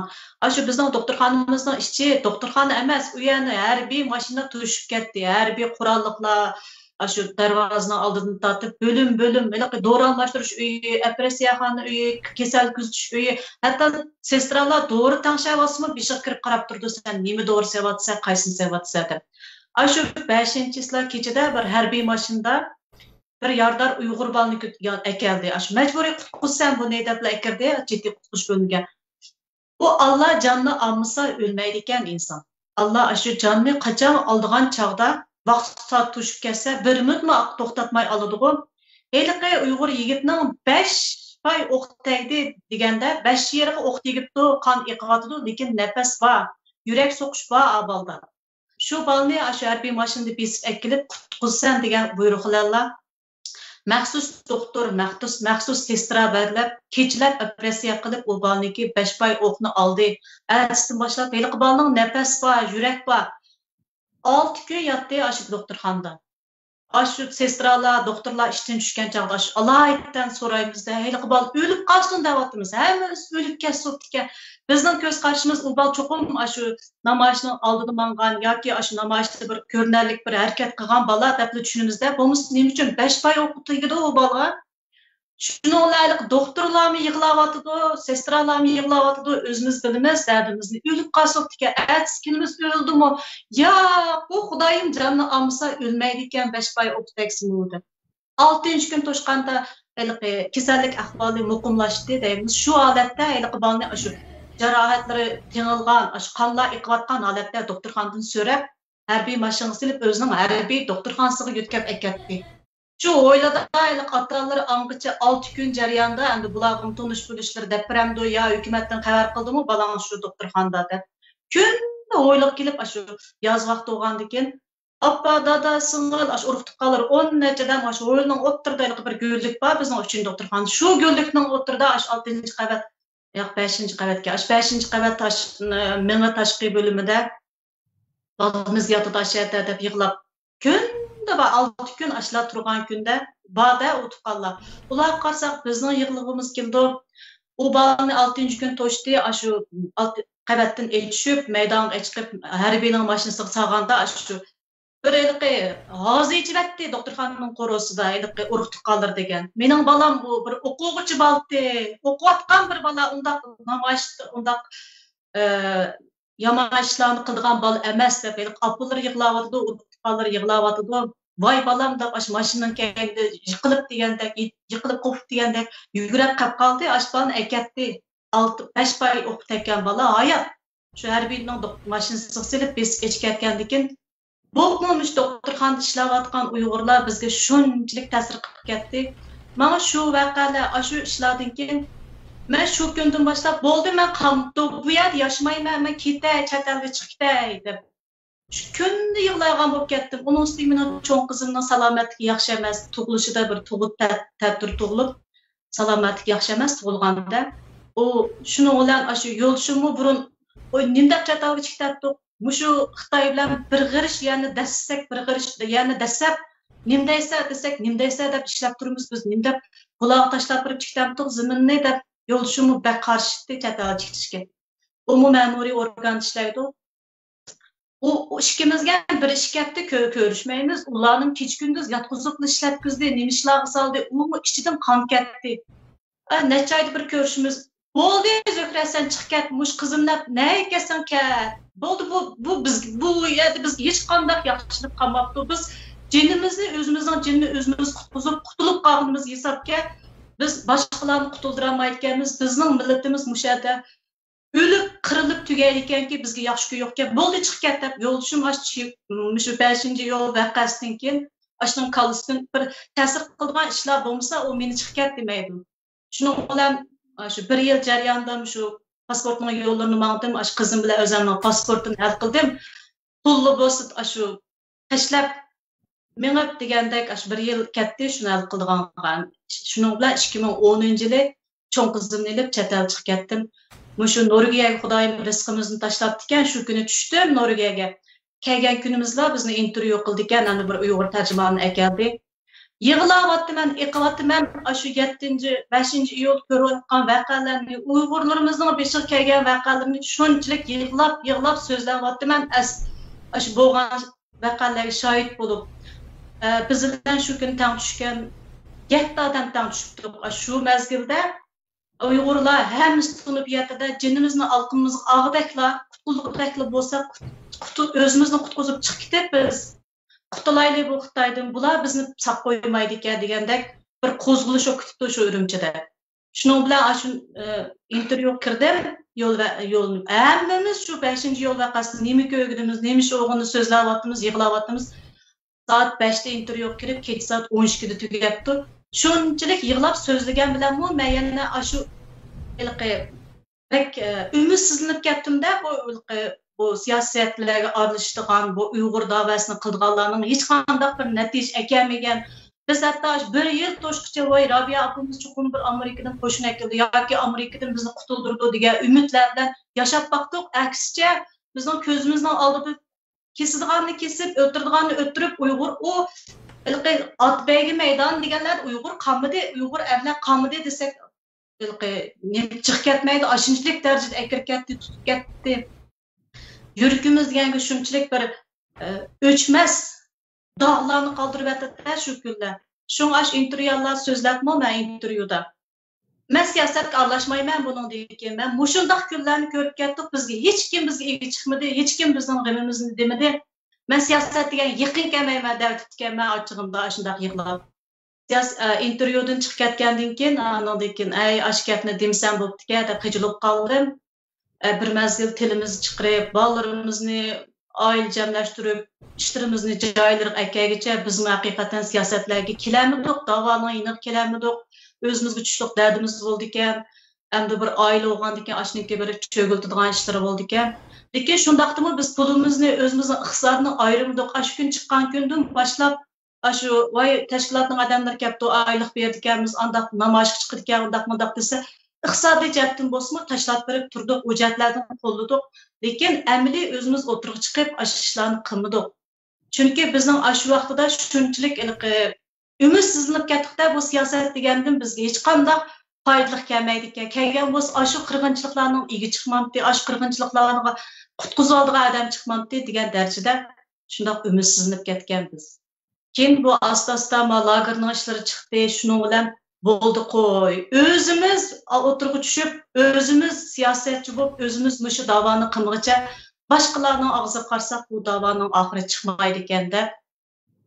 Mana bugungi kunda bir siyosiyonchi emas, bir aktivchilarning qatorida shundoq so'zlab o'tiryapmiz. Xalqimizning beshiga kelayotgan kun, beshiga kelayotgan zulm to'xtag'ini yo'q. Ta hozir qadar to'xtag'ini yo'q. Bu kunlar Allah egam o'zi hammamizga bir ittifoqlik, birlik sapni berib, oxirini bir yaxshiliklar bilan tugatadigan kunlarga bizni muyassar qilmoqcha. Bu kunlar yana zulmni bular texmi chuqlashtirdi deyman men. Jasorat efendi, sizning so'zlaringiz bormi? Bo'lmasa men keyingi savolga o'tib ketay. Keyingisini so'rang, uni javob berib bo'ldik. Ma'qul. Unda bo'lsa men keyingi savolimday. Mushu 5-yo'l Urumchi qirg'inchiligining Uyg'urlarni hijrat va yoki Daesh balosiga yuzlantiradigan ta'sirlarmi bo'ldimi? Mush to'g'riliq azroq bir so'zlab o'tib ketgan bo'lsak. Bu to'g'riliq men ko'p yezib ketdim. Yaman ig'ir tahdidligimi yo'liqib, ig'ir darajada haqoratlanib, ko'mgini qolmagan. En azroq shu to'g'riliq men bir o'zimningki bilganlarimni, his qilganlarimni, anglagaanlarimni qisqacha bir so'zlab ketay. Endi Xitoy bu bizni qirg'in qilishda, har qatimliq bir qirg'in qilishda jiqqi foydalanadi-ku. Bir çalımada bir qancha paxtakni so'qdi deganga o'xshash. Vatanning o'zida bir qatim qirg'in qilishning oqisi nurg'unlagan zulmni silib, belki siz deb o'tib ketdingiz, ana chet elga chiqib ketay, zotni bo'lsa deydigan yerga keltirib etib, ondan keyin ishni azroq yo'chiqni echib qo'ydi. 97-yil shunda bo'lgan diye G'o'ljida qirg'inchilik qilib, minglagan yoshlarning o'zini etib va so'g'oq suvda muzlatib o'ldirib etib, qancha 10 minglagan yoshlarning o'zini tutqun qilib, bekardan-bekarlar saqchixonaga solab, turmaga solab, qancha oylardan qijinab, ondan keyin urkitgandan keyin ular shuni kollektiv bir urkish paydo bo'lib, Muş O'rta Osiyo tarafga chiqalaydigan gap aran shu vaqtlarda chiqqanlar, yolg'on yepindoq pasportini ishiltiblar, O'rta Osiyoga vizamlagandan keyin Xitoy pasportiga. O'rta Osiyo, Afg'oniston, ondan keyin nima degan o'xshash Pokiston degan taraflarga chiqib qilib, qancha minglagan Uyg'urlar. Shu 98-yildan 2003-yilgacha bo'lgan oraliqdagi Uyg'urlarning chet eldagi g'arbdagi yuzini bir tushishga sabab bo'lgan terrorchi guruhlarga aralashib qilib, Talibanlarga aralashib qilib, Uyg'urlar Al-Qoidaning sepiga kirib qilib, O'rta Osiyoda ishni aplashtirolmagandan keyin o'zaro shu san kafir, san musulmon deb biz urushib yurib, ikki guruh bo'lib qolib. Shu qo'shqancha shu Talibanlar bilan Al-Qoidaning sepiga qatl qilish orqali Uyg'urlar Sharqiy Turkiston Islom Markazi terror harakat degandek xalqaro bir qalpoqni kiyib olgan shu vaqtning o'zida. 1997-yildagi G'o'lji qirg'inchiligidan keyin bu chet elda bo'lgan bir fojia bizga u 2002-2003-yil qalpoq kelgan ish. Adama 2009-yili Urumchi qirg'inchiligidan keyin zodi qattiq bir besim qilib Xitoy. Ondan keyin yana yolg'on yepindoq pasportlarni setish orqali, yo'l etish orqali, ondan keyin Xitoy o'zini yasab chiqqan chala molla istixborot mollalarni ishga solib hijrat qilish farzida undaq o'rikitib yurib, qancha minglagan yoshlarni, oilalarning o'zini shu hijrat balasi bilan Suriyagacha, shu Daeshgacha ulashtiryapti. Shu 5-yil qirg'inchiligidan keyingi chet elda Uyg'urlarninki ig'ir bir nimaga uchrashi shu bo'ldi yana. 2011-yildan boshlab Suriyadagi ichki urushga borlashib, bunga shu Afg'oniston, Pokiston taraflarda shu yerdagi Talibanlarning guruhi tushgan bo'lsa, 2011-yil Suriyaning ichki urushi patlagandan keyin o'sha tarafga yo'tkilib, minglagan Uyg'urlar oila bo'ylab o'sha yo'tkilib ketdi. Da 2016-yili Turkiya Fırat Kalkan hareketi edip 2016-yıl 4-ayda başlayan bir harbiy yürüyüş var Suriye'ye karşı. Şu harbiy yürüyüşte Çigran yetip koydu Türkiye. Çigran etkendeki yıllar, o yerdendeki 10 minglagan Uygurlar Suriye'ye ötemey Türkiye'ye toktap kaldı. Bu muğam bolsa hazırda yeni qanchasi jiq Uygurlar Suriye'ye jig'ilib, Daeshchi bo'lib, terrorchi bo'lib, qalpoqni kiyib ketdi. Xitoy mening shu 5-yil qirg'inchiligidan keyin Uyg'urlarni urkitish orqali shu hijrat balasini keltirib chiqardi. Hijrat balasidan keyin mana endi Uyg'urlarga endi xalqaro terrorchi guruhning ichida voy terrorchi deb bir g'arb dunyosi qalpoq kiydirib ketmasmi? Ketmedi-ku baribir. Qalpoq kiydirmedi. Yani 2018-yil 6-noyabr BDT'dagi inson haqlari komitetining yig'inida 13 g'arb davlatlari Uyg'urni qo'lladı emaslar. Ama 130 devletler Xitoyni qo'lladi. Uyg'urni terrorist deb ayblab, Xitoy taraf tutdi shu. Oshuniki nimadan sabab bo'ldi degan chaqda, shu minglagan, 10 minglagan Uyg'urlarninki o'zining vatanini tashlab qo'yib, o'zining millatini tashlab qo'yib, aloqasi bo'lmagan bir yerga Suriyaga hijrat qilib berib, jihodchilar sepida o'rin olganlik sababdan Xitoy buni keng ko'lamda tashviqot qilib, butun dunyoga Uyg'urlarni biz mana lagerga solab turib o'zgartmasak, bu bek radikal, butun millat bo'yicha radikal bir xalq bu. Gap Xitoy isbotni ko'rsatdi, naq faktni ko'rsatdi shuning bilan. Ama g'arb ishonmadi buningga, ishonmay bizni qo'lladi. 13 tane g'arb davlati bizni qo'llagan bilan 130 başka devletler Xitayni qo'llab bizni epledi. Demek şu 5. yıl 40. yıldan keyin Xitayninki Uyg'urlarni ürkütüp o'tirib Suriyadagi hareketlerge, yani kurallık hareketlerge, terör hareketlerge Suriye'nin ichki urushlariga aralashib, bika adam öldürüldüğün ve özü ölüdüğün işlerine aralashtirib etib, Xitoy bundan ko'p foydali desek bo'lar. Doğrudur. Jasorat efendi, siz azıcık sözler bering. Mening hamda bu jet o'ylag'anim mundaq. Bu Xitoyninki nimasi Uyg'urlarni sistemalik yo'q qilish texnikasi shu Ürümçi qirg'inchiligidan keyin yangi bir mazmun qo'shdi bular. Burundan hamda bir qismini turmada chiritib o'tirish, etib o'tirish, har xil jinoyatlar bilan o'tirish bo'lgan bo'lsa, yana bir usul bor degandek, har 10 yilda bir siyosiy to'polon deganda qalpoqni kiygiziblar, keng ko'lamda qirg'inchilik qilgan ishi bordi. Ammo shu Ürümçi qirg'inchiligidan keyin bular xalqaro terrorizm degan, terrorizmga qarshi degan bir shamolga masalda yana bir o'yinni o'ynab chiqdi bular. Ya'ni Uyg'urlar musulmon e'tiqodi kuchli musulmonlar Uyg'urlar. İşte bo'g'ashqa mushundan foydalanib, xalqaro terrorizmga qarshi kurash degan bir nomda bir ish qilsaqmi, mushu millatni qarilasak, bular radikal islomchi, terroristlar degan qalpoq bilan qilsaqmi bir yaxshi bahona ekan degandek bir nima bilan Uyg'urlar orasida tuyuqsizlar bir radikallashish avjab ketdi. Masalan, Ürümchida biz ko'maydigan, masalan, yog'liqni arablarga o'xshash qop-qora chigib oladigan qarg'ilmusimi, inkinini ko'rsatmay, burnini ushini ko'rsatmay chigib oladigan shunday ahvollar ko'payishga boshladi. Masalan, Ürümchida men kichigimdan 30 necha yashab ko'rmagan bir ishlar. Bizning atrofimizdagi ba'zi odamlar, biz biladigan odamlarning ishidimi mushta radikallashish paydo bo'lishga boshladi. Bular kimlarni uyg'onatib deb diqqat qilib baqdiq, tuyuqsiz bir xil mollalar paydo bo'lib qoldi. Nereden kelganlik yeni emas, bir Xitoy mollolari paydo bo'lib qoldi-da.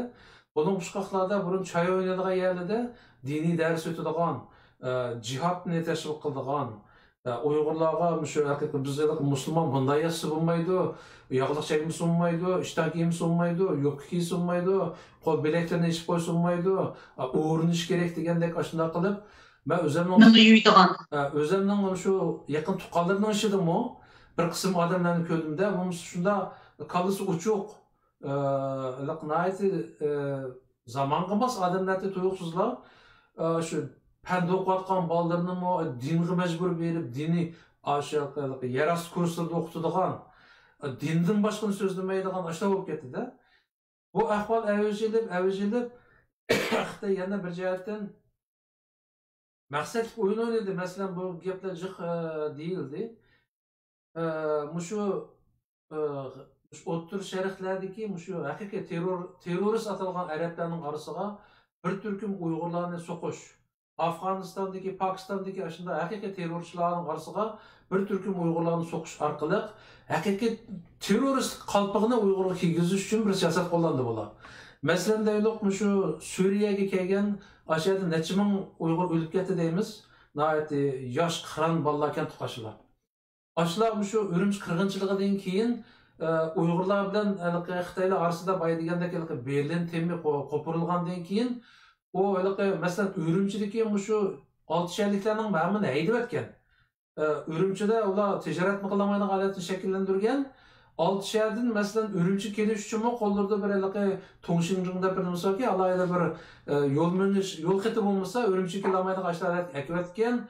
Uyg'urlar yana bir o'zining noyasi yesidimi, yesin noyaga berish uchunmi yo'l xati olib borib bo'lmaydigan ashundoq bir holatni shakllantirayotgan Xitoy qandaqdir 10 necha ming Uyg'urniki shu Janubiy Osiyo davlatlari orqali Turkiyalar orqali Suriyaga ulushishiga yo'l qo'ydi. Ham bu oraliqda biz ko'p izlandik. Bu qandaq o'yin, bu nihoyat aniq turibdi, bu bir o'yin, Xitoyning o'yini. Ammo Allohdan men yaqinda bir qarindishimizni anglab qoldim. Shu Turkiyada Aşı yollarını mangan birisi deppegenki ben izleyatım ya onu tapasam ekranı çıkarım inşallah.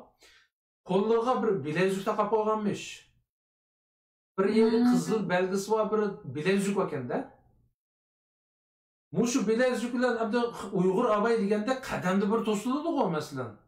Olup o'rim chiqarganchiligidan keyin qadamda bir to'siladi, mumkin emas o bizning vatandan chiqib Xitoyga kirib, Xitoydan Yunnan ligi berib, u yerdan Vyetnam orqali o uzun yo'l o odatda masalan qo'lida pasport bor, odam bu mansimo u yo'llarda necha yerda to'silib Uyg'ur bo'lganligi uchun keyin yondiriladigan bir holatda. Ama qo'lida pasport yo'q, hech nimasi yo'q. 10 mingdan ortiq Uyg'ur shunchalar uzun yo'lni piyoda minib, hatto xotin bolalari bor qishida. Shu Janubiy Osiyo davlatlari orqali, Turkiyalar orqali qandaqdir o jihad qilamiz, kofirga qarshi jihad qilamiz deb, bizni qonli qirg'an, qon dushmanimiz bir yerda qilib qilib, Suriyaga berib, necha ming Uyg'ur o'lib edi. O'ltirildi to'g'risi. Bunun asaslı sebepkar ben demek hiçbir alayım. Bunu planlayan Xitay hükümeti. Hem bu şunu işe aşırgan Xitay hükümeti. Hem bular maslaşkan. Hazır mı var? Türkiye'de var, Gollandiya'da var, Avrupa'da var ve başka yerde var. Bir Türk'ün Xitay moğolları var. Yani şu çetelde oturup bir mezgillerle torunu içiverdi der. Nurgun çayxanlarda ötkende birisi dedi o ben 5-6 milyon adamga çakır kıldım, davet kıldım der. Mişat nomus kılmayı söz davatıda ikramı çıkıp ben 5-6 milyon adamga davet kıldım dedi. Aş 5-6 milyonun davet kılınganın içinde en az 5-6 milyon çıkandı deme cihat kılımen der. Ben şu Xitay yani bir şey Avrupa, Türkiye'ye çıkan Xitay moğolları arkalık ve vatandaki özleri uğurlaştırgan Xitay moğolları arkalık Uygur'unu açtık ideyaga keltirib, yani cihat qilish ideyasiga keltirib, ularni açtaq yo'lga o'zlari saldi, o yo'lni o'zlari ichib berib chiqarib, nim bo'ldi? Birinchidan necha ming Uyg'ur yosh jenidan ayrildi. Hozir nurg'unlagan ayol bolalar qon yig'lab yotadi u yerda, qutulolmay.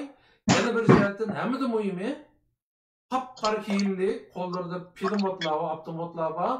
Aşılarını acayip kullandı ki aşı Uygurlarının suretlerine Xitaylar, videolarını dünyada. Gördün mü? Uygur ben teröristsem işenmeyse mana da dünyada az bulmayan devletlerini Uygur'dan terörist işkenliğine işendirdi. Bu Xitay'nınki aşı kullanılan siyasetindeki bir suikastındaki zor neticesi. Yeni bir cihetten bizden Uygurlar hazırgıça Xitay'nın şu nemisi maslaş periyodu siyasetine. Türkiye'ye karap yakınlar.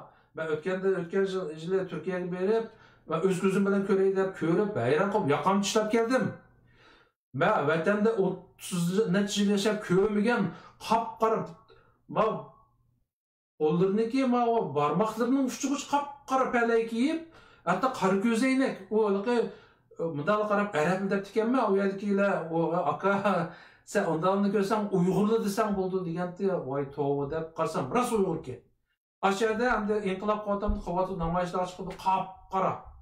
Arapma qınmaydigan derecede şu namayişlerini köstüvatıdı bizden Uygurlar. Qarısa qop-qora Uygurlar namayış qıvatqanda onu biz körsek düşendik deyli. Radikallaştırılgan Uygurlar. Şu qop-qora qıvatı birisi 5-6'dan xotun deb jürüp de oynananlar o yerda. Ama gariplikler şu gariplikten közülen köse onu nime deydi o? Vay Xudayım, Uygur miken qarşı qoldu Uygur'un bayrağı. Uygurlar mıken mala, toğa Xudayım. Biz köygen atlas köyüne köygen, dop kiygen, çaşlarını uzun örüp Uygurlar muşu adet kep kaldı mı? Hakikaten radikallaşıp ketipti mi degan ufqum hazırlı payda oldu. Çoğunlaşqa Xitay bu cihatta çoğun bir ufq kazandı yani. Şu radikallaştırış bir ufqumunu beriş üçün galipke. Yani muşu oylap bakınlar, muşu terörist degan nam bilan qanchalik adamimizni qirib etdi bizniki.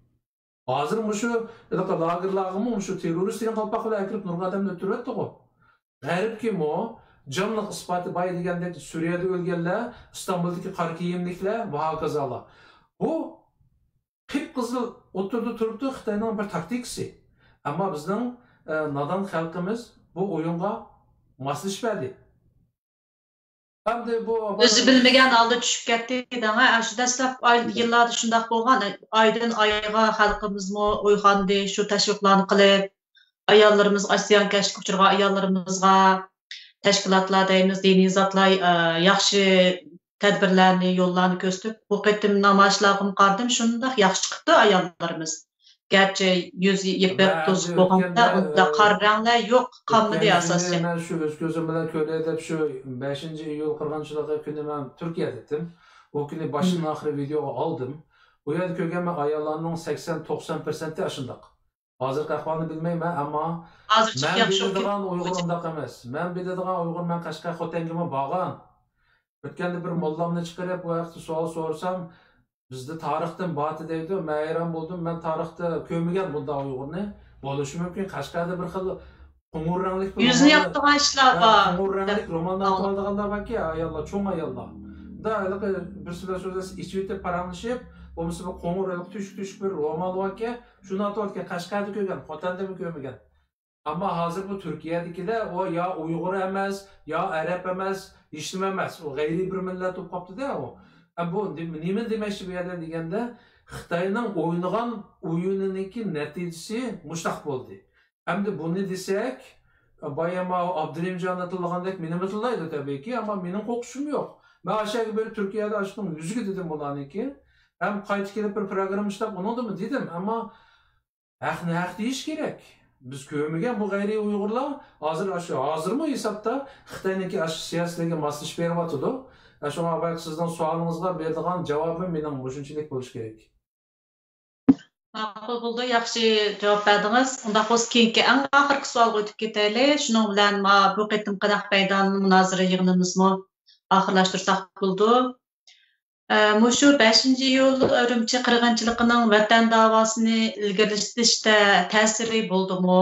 Mush to'g'riliq so'zlashgan bo'lsak, Abdurimjon aka, siz so'zlamsiz? Bo'ldi. Hamda belki chet elda mushu bizningki da'vo qilgan tashkilotlarimiz bo'lsin, mayli da'vo qilayotgan shaxslar bo'lsin, bir masalani o'tirib qo'ymoqchi bo'lsa, ya'ni Xitoyga qarshi maydonda bir talabni o'tirib qo'ymoqchi bo'lsa, yo bir chaqiriq bayonotni o'tirib qo'ymoqchi bo'lsa, mushu vatanda Xitoy ijro qilgan ma'lum bir jinoyatni, ma'lum bir qirg'inchilikni tilga ep turib, shunday qilgan bir odat bor ekan. Men chet elga yangi chiqqan chog'da o'tirishadi shu borki, men o chog'da uni qarata tanqid qilgandim. Sizlar vatanning o'zligi, mustaqilligi degan bir narsani oldiga prinsip qo'yishinglar kerakki, u Xitoy mayli yaxshilik qilib kelsin, mayli yomonlik qilib kelsin, mayli u yerda barin inqilob bo'lib kelsin, nima bo'lsa bo'lsin, zaten izchil bir strategiyaga menish kerak bu talab, da'vo, tashviqot degan narsa. Xitoy bu yerda bir jinoyatni qilgan chog'ida shuni asos qilib turib, mana Xitoy bizning xalqimizga aramni bermaydi, xotirjam bermaydi.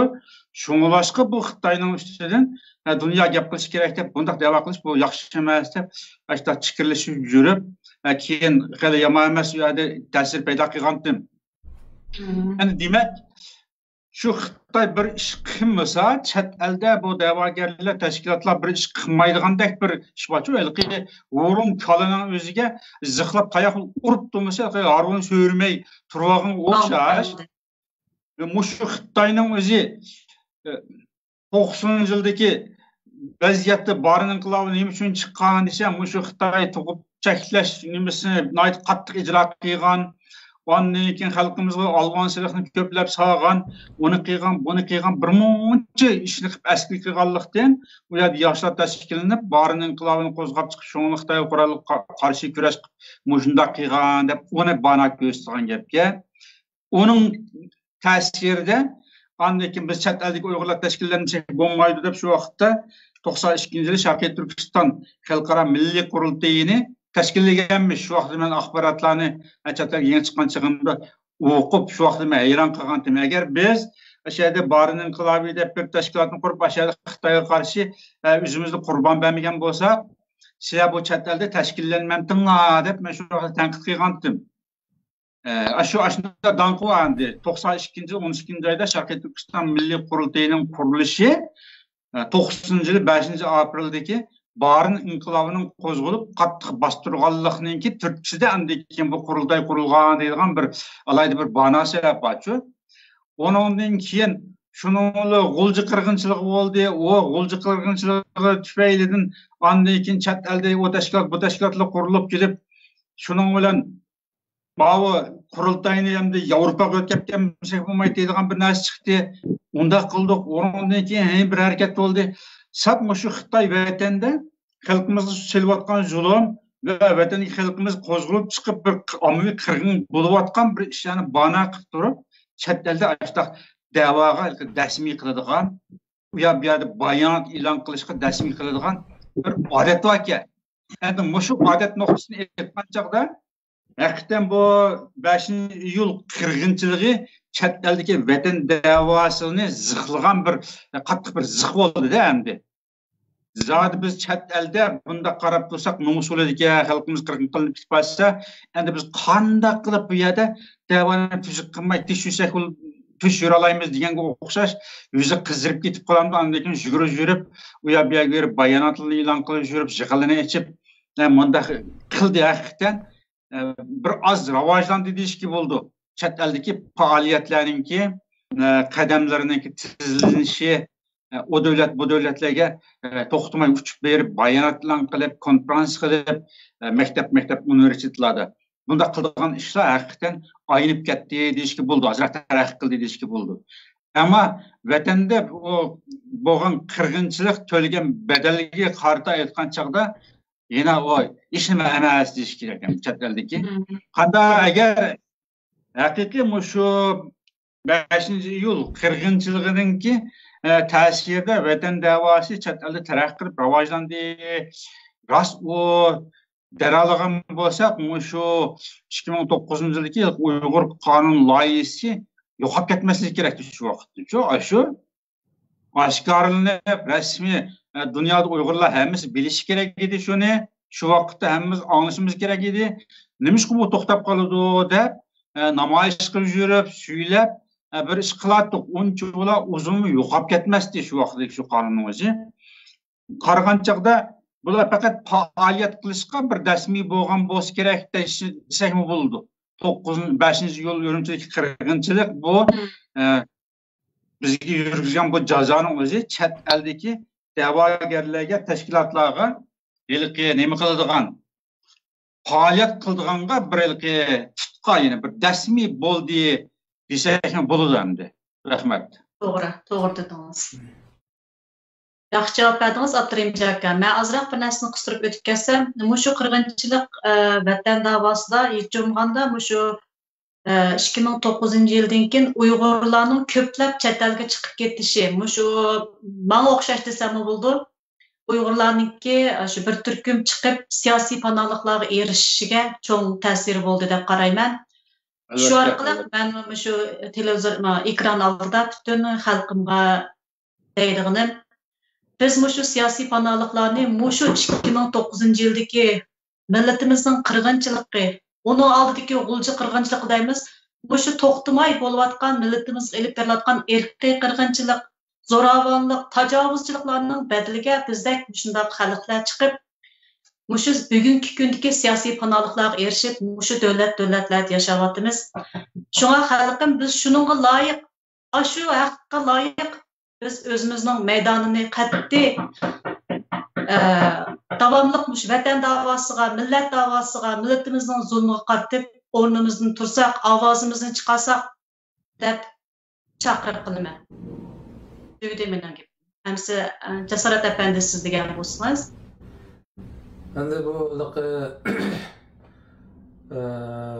da'vo ishlariga qanday ta'sir bo'ldi deganda, turtkilik roli bo'ldimi deganda bo'ldi. Qanday bo'ldi deganda, meningcha buniki eng cho'ng foydasi, ya'ni eng ijobiy rol nima bo'ldi deganda, xalqimizningki ideyasida Xitoy bilan yashashniki asla mumkin emasligini, ya'ni shu hukmni cho'nqurlashtirdi oldi bilan. Bu bir hisobda asta berib xalqimizda hozir deyilayotgan shu mustaqillik ideyasiniki kuchayishiga asos soldi desak bo'ladi. Onun oldida men deb o'tdim, shu siyosiy faoliyatchilar bo'lsin, tashkilotlar bo'lsin, bir xil Xitoy bilan bir shirak o'tirib, suhbat qilish, vatanning ishini suhbat orqali, shu G'aljir Xitoy bilan suhbat orqali hal qilish, bir orzularga o'xshash bir nimalar bordi, g'ayriy bir narsalar bordi. Ammo o 5-iyul qirg'inchiligidan keyin Xitoyning vahshiyligi bara-bara kuchayib bordi. U chaqda bir mezgilni qirayotgan bo'lsa, Uyg'urlarning qarshiligi yana bir jihatdan radikallashishi sababdan ancha-muncha qarshiliklar uzilmadi. Masalan, deylik, Kunming poyezd stansiyasida bo'lgan voqea deymiz. Urumchi bir Sayvozirda bo'lgan voqealardan keyin Mashi degan cho'chqa bizning vatanga keldi. Kelib, shu yaqinda New Yorkniki gazetida e'lon qilingan 400 necha betlik ishki materialda oshkorlanishicha, shu chog'da bu Xitoy kaplar buyruqni tushiribdiki, Uyg'urlarga qat'iy rahimdillik qilishga bo'lmaydi, qattiq bostirish kerak degan bir siyosatni tashlab mangandan keyinlar keng ko'lamli lagerlar boshlanib ketdi. Hozir mana millionlab qarindoshlarimiz shu lagerlarda ingrayotdi, qon beryotdi, jon beryotdi. Ayollarimiz tug'mas qilib etildi, erlarimizin bor shuning ichida. Endi hozir ochiq oshkorlar irqiy qirg'inchilikqa o'tdi. Ya'ni dunyodan qo'rqmaydigan ahvol shakllandi emasmi hozir? Chunki Uyg'urlarning ahvoli qarab boqdi. Bu 5-iyul qirg'inchiligidan keyin qo'rqqan Xitoylar, chet eldagi shu Uyg'urlar ichida radikallashish, eg'ilishib Xitoyning bir-biriga hujum qilib ketami, chet eldagi Xitoylarni o'tirib qolarmi deb qattiq ansirgandi. O Uyg'urlarda unday ishlar bo'lmadi. Aksincha, Suriyaga berib, nadaqa bir nima topamsan, bir nimaga usibdi deganga o'xshash, topolmagan dushman emas, bizga dushman emas, millatlarni o'tirib, shular qarshi urush qilishda o'zining jonini sepadi. Xalqaradimi endi iqtisodiy kuchlangan sari Xitoyniki pul bilan dunyoni setib olib, masalan, BDTni setib olganligini o'z ko'zimiz bilan ko'rdik. BDTni hargiz bir Uyg'urga foydali bir ovoz chiqmaydiganligini qayta isbotladi Xitoy. Shunga hozir yurgi to'q, shunga keng ko'lamda ekanini nima desang dersan, Xitoy ashtalikka o'zi aniqlab. Va dunyo nima desin, ishini qilaveradi deb buyruq tushagan bu Xitoy. Shuning bilan hozir mana Xitoy keng ko'lamda erkiy qirg'inchilikni boshlayapti. Mushu sabablikmi xalqimiz endi diasporadagi Uyg'urlar orasida endi qandaqdir yana bir umidlar bormidi, odam balasi bo'lgandan keyin, hayvon bo'lmagandan keyin bu qadar vahshiy emasdi, yaqincha davatmamdi bizning ba'zi lal Uyg'urlar. Bu hozir qirg'inchilik qilayotgan Xitoy hukumati, Xitoy xalqini tilsak bo'lmaydi deydigan sadalarni yaqindan angladik qo'tig'i. Ashtalar bor aramizda, hozirmi biz shu da'voga yetakchilik qilayotganlar shunday ideyaliklar. Ashtalar abayqa suratni eslataman, mayli kichik bolamniki suratini. Qayt ko'rib, odam bo'lsa, inson bo'lsa, tuvandikilar qaysi qo'lda qilish, shamsharlarni tutib ashuni o'ttirimiz deb turgan Xitoylarning qaysi birisi armiyasi, qaysi birisi hukumat a'zosi, qaysi birisi saqchisi, shundan qarab bir javob berib baqsin, Xitoy insonmi, maxluqmi? Dunyo hozir davatida, butun dunyo Xitoyning Abdubashirni to'nigandan keyin bizni Uyg'urni qirib qolmay, hozir masalan, virusini maqsad deb dunyoga taqib, necha 100 ming odamning jiniga zamin bo'ldi. Mush voqealar orqali dunyo Xitoyning haqiqiy inson emas, razil bir g'ayriy maxluq ekanligini to'nib yetdi.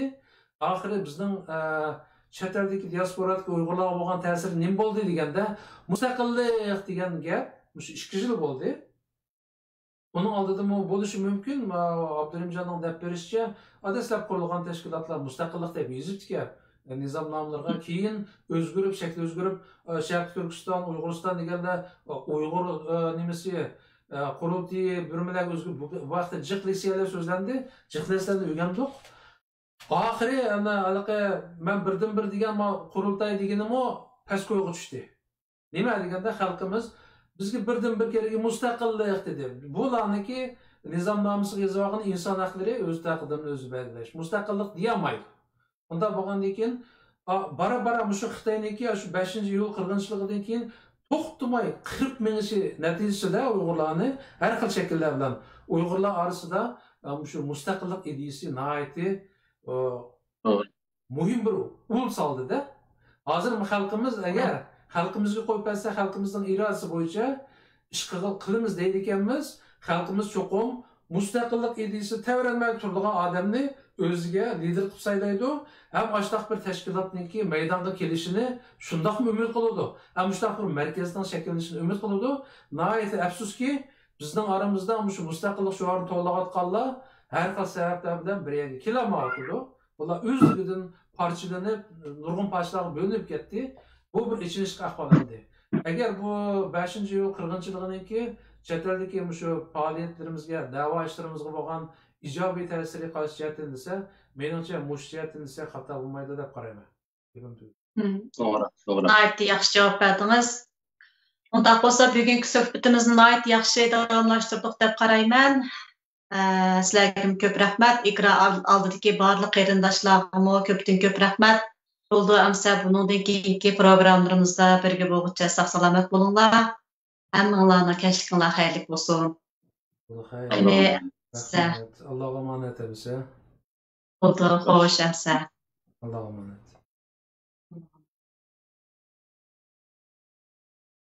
Thank you.